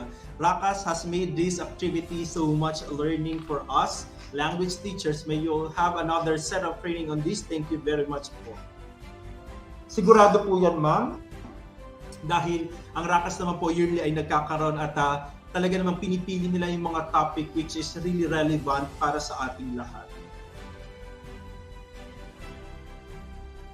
At namimiss na rin natin, kung po ang ilan po sa inyo dito marahil ay alam, ang Racas madalas ay sa Tansa Oasis at nakakamiss din nga naman yung face-to-face natin pagsasama sa Tansa Oasis. Ano po, yung nakakakwentuhan natin physically ang ating mga kapwa Calabarzon teachers, and sometimes of course naririnig talaga natin directly from them and sharing. Ano po, kaya marami sa inyong iba po ay kilala na rin ako at matagal tayong nagkasama sa Racas nung may face-to-face pa po sa Tanza Oasis. Ayan, sana po ay some other time makabalik po tayo. Direk, hello po. Babad na po yung comment. Talaga naman kailangan ng ni Direk. Lutang ka, Direk.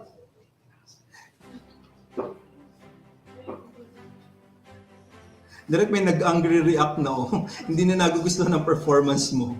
Si Ma'am, ayaw kong bagitin yung pangalan. Ma'am, sorry na po. Napa-angry react po tuloy kayo. Sobrang galing ng ating bumabawi si Direk yun ang piniling comment.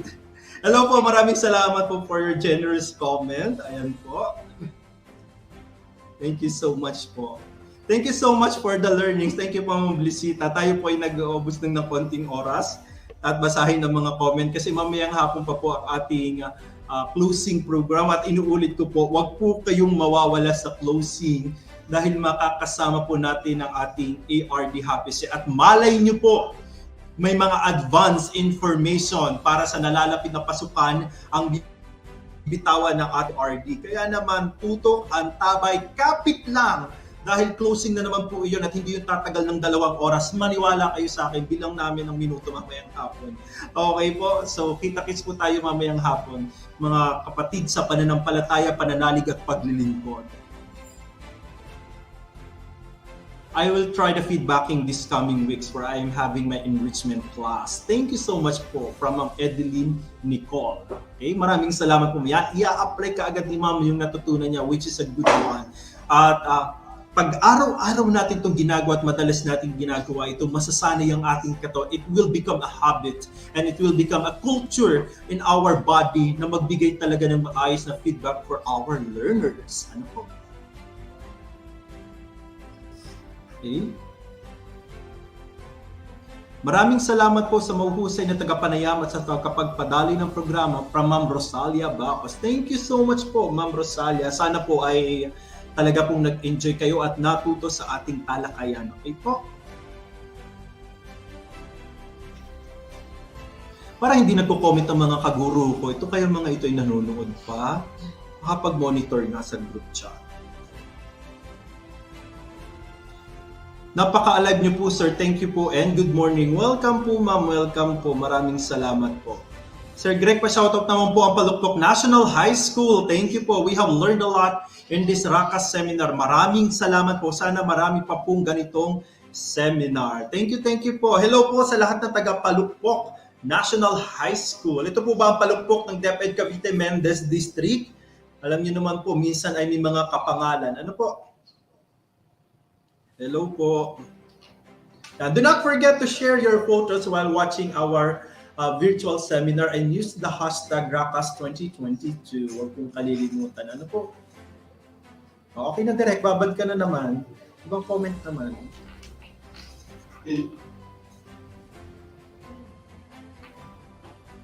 Maraming salamat po sa lahat ng bumubuo ng Racas. Kudos to you all. God bless po from Ma'am Noemi Guerrero. Hello po, Ma'am Noemi, ating YouTube viewer.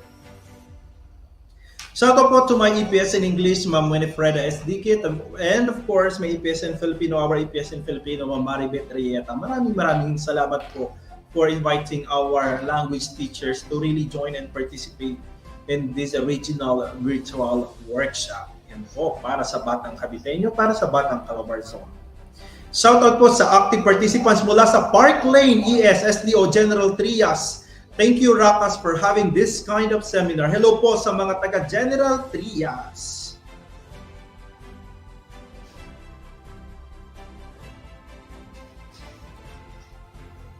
Sir Greg, pa-shoutout naman po sa Kaila Elementary School, SDO Antipolo. Salute, Racas TWG. Thank you so much po.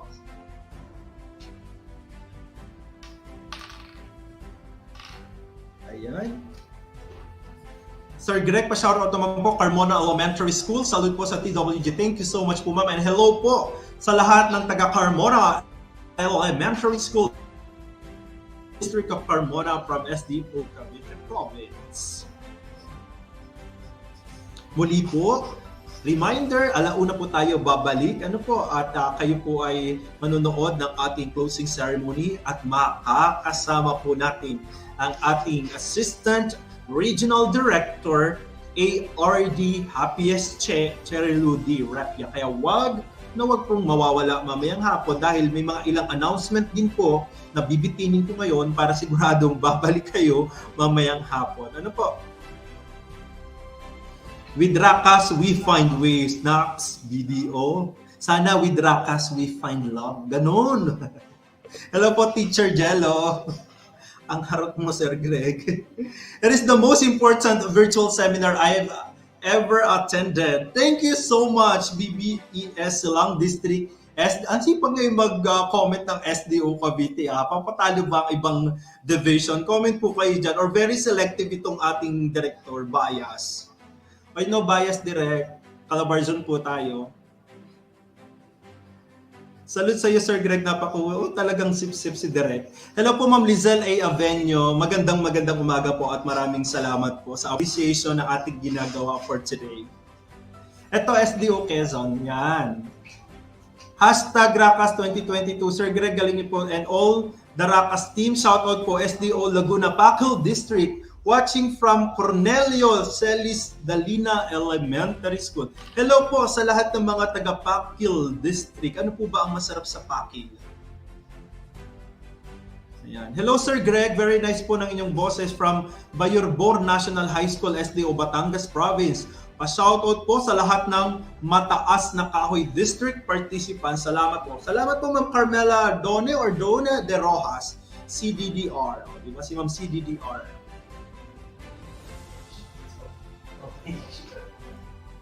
Sir, pa-shoutout naman po sa lahat ng teachers ng paaralang elementarya ng Buhay na Sapa, San Juan West District, SDO Batangas. Okay po, maraming salamat, taga San Juan District.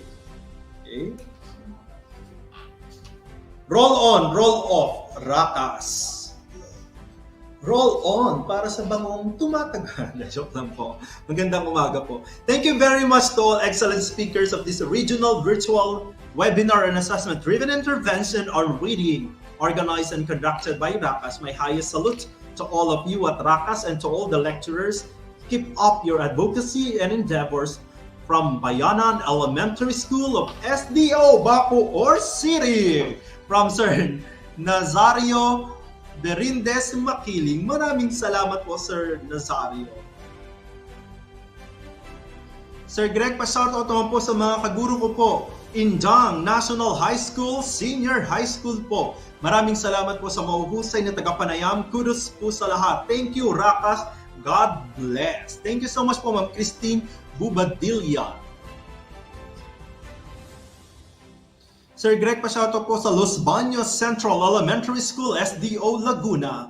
Thank you so much po sa TWG at resource speakers. Marami po kaming natutunan. Hashtag Racas. Thank you po. Thank you and welcome po sa inyong lahat. Si Ma'am ayaw pang baguhin yung angry. Nalulungkot ako. Bakit kaya siya galit sa akin? Yan. Shoutout po sa teacher ng Malaban Elementary School, SDO Binyan City. Marami pong salamat from Ma'am Nancy M. Sandoval. Hello po, Ma'am Nancy.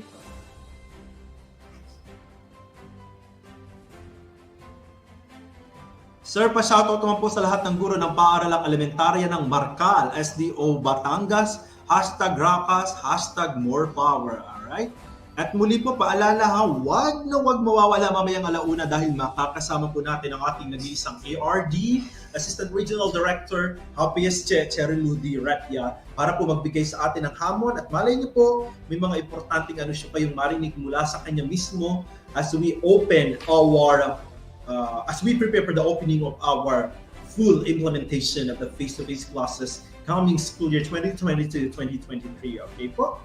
Siyempre, masarap po na kilala naman natin si Happy. Siya talagang very motivational and engaging kapag po nag-deliver na ng kanyang message. And yan po ang pang-finale ng Racas para sa ating lahat.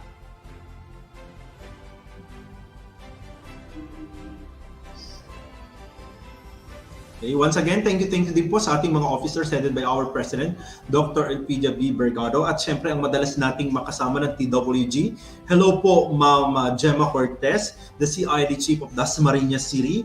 And Ma'am Aimee, hello po Ma'am Aimee of CID Chief of Tayabas. Okay? Kaya siguro masisipag ang mga taga-Dasma and taga-Tayabas dahil kasama ang kanilang mga CID Chief sa gumagabay po sa amin. Hello po sa inyong lahat. Sir, baka naman po unintentional ng teacher na nakapa-angry. Opo, baka po yun ay napindot din katulad po ng mga nakaraan na pindot po ng anak. Happy po lahat ng participants in this 3 days webinar. Thank you so much po. Thank you po, Team Racas. Mabuhay. Shoutout po sa mga guro ng Bacoor National High School, Tabing Dagat. Ayan. Hello po sa mga taga Bacoor, Tabing Dagat.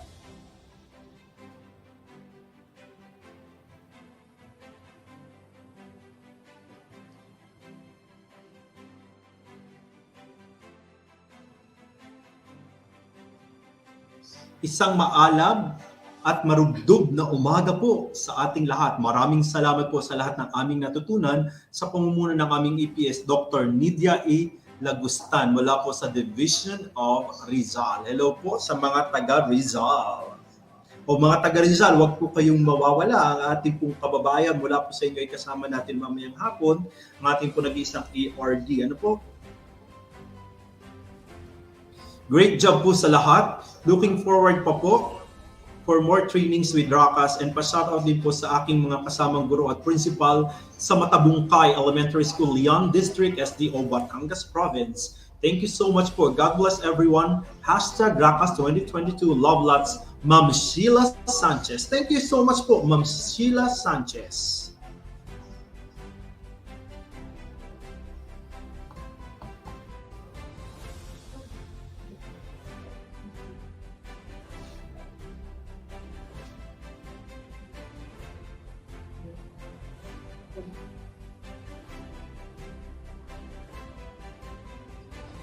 Racas team, galing. Ayan. At maraming palakpak. Thank you so much po. Okay po. So I think okay na tayo sa greetings for today. Mamayang hapon po magbabasa ulit tayo. Enjoy your lunch, mga kapatid sa Calabarzon, mga kapatid sa paglilingkod. Magkita-kita po tayo ng saktong alauna po. We'll begin exactly at 1. Ano po, para po ready tayong lahat.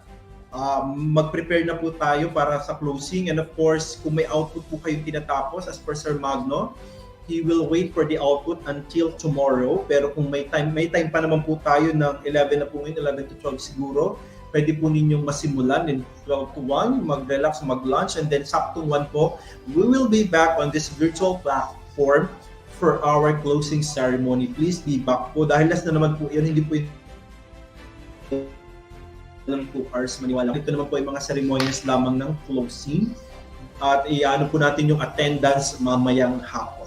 Okay po? Mamayang hapon po natin ibibigay ang link ng attendance. Okay po? So kita-kits po mga kapatid and enjoy your lunch. Maraming pong salamat.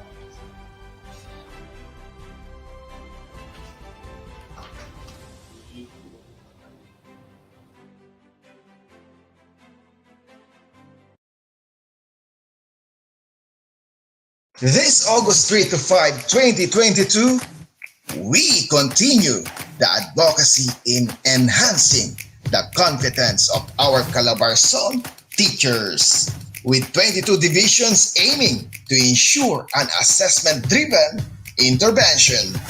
This is the second leg of Racas 2022. Catch us live via Racas YouTube channel and Racas FB group.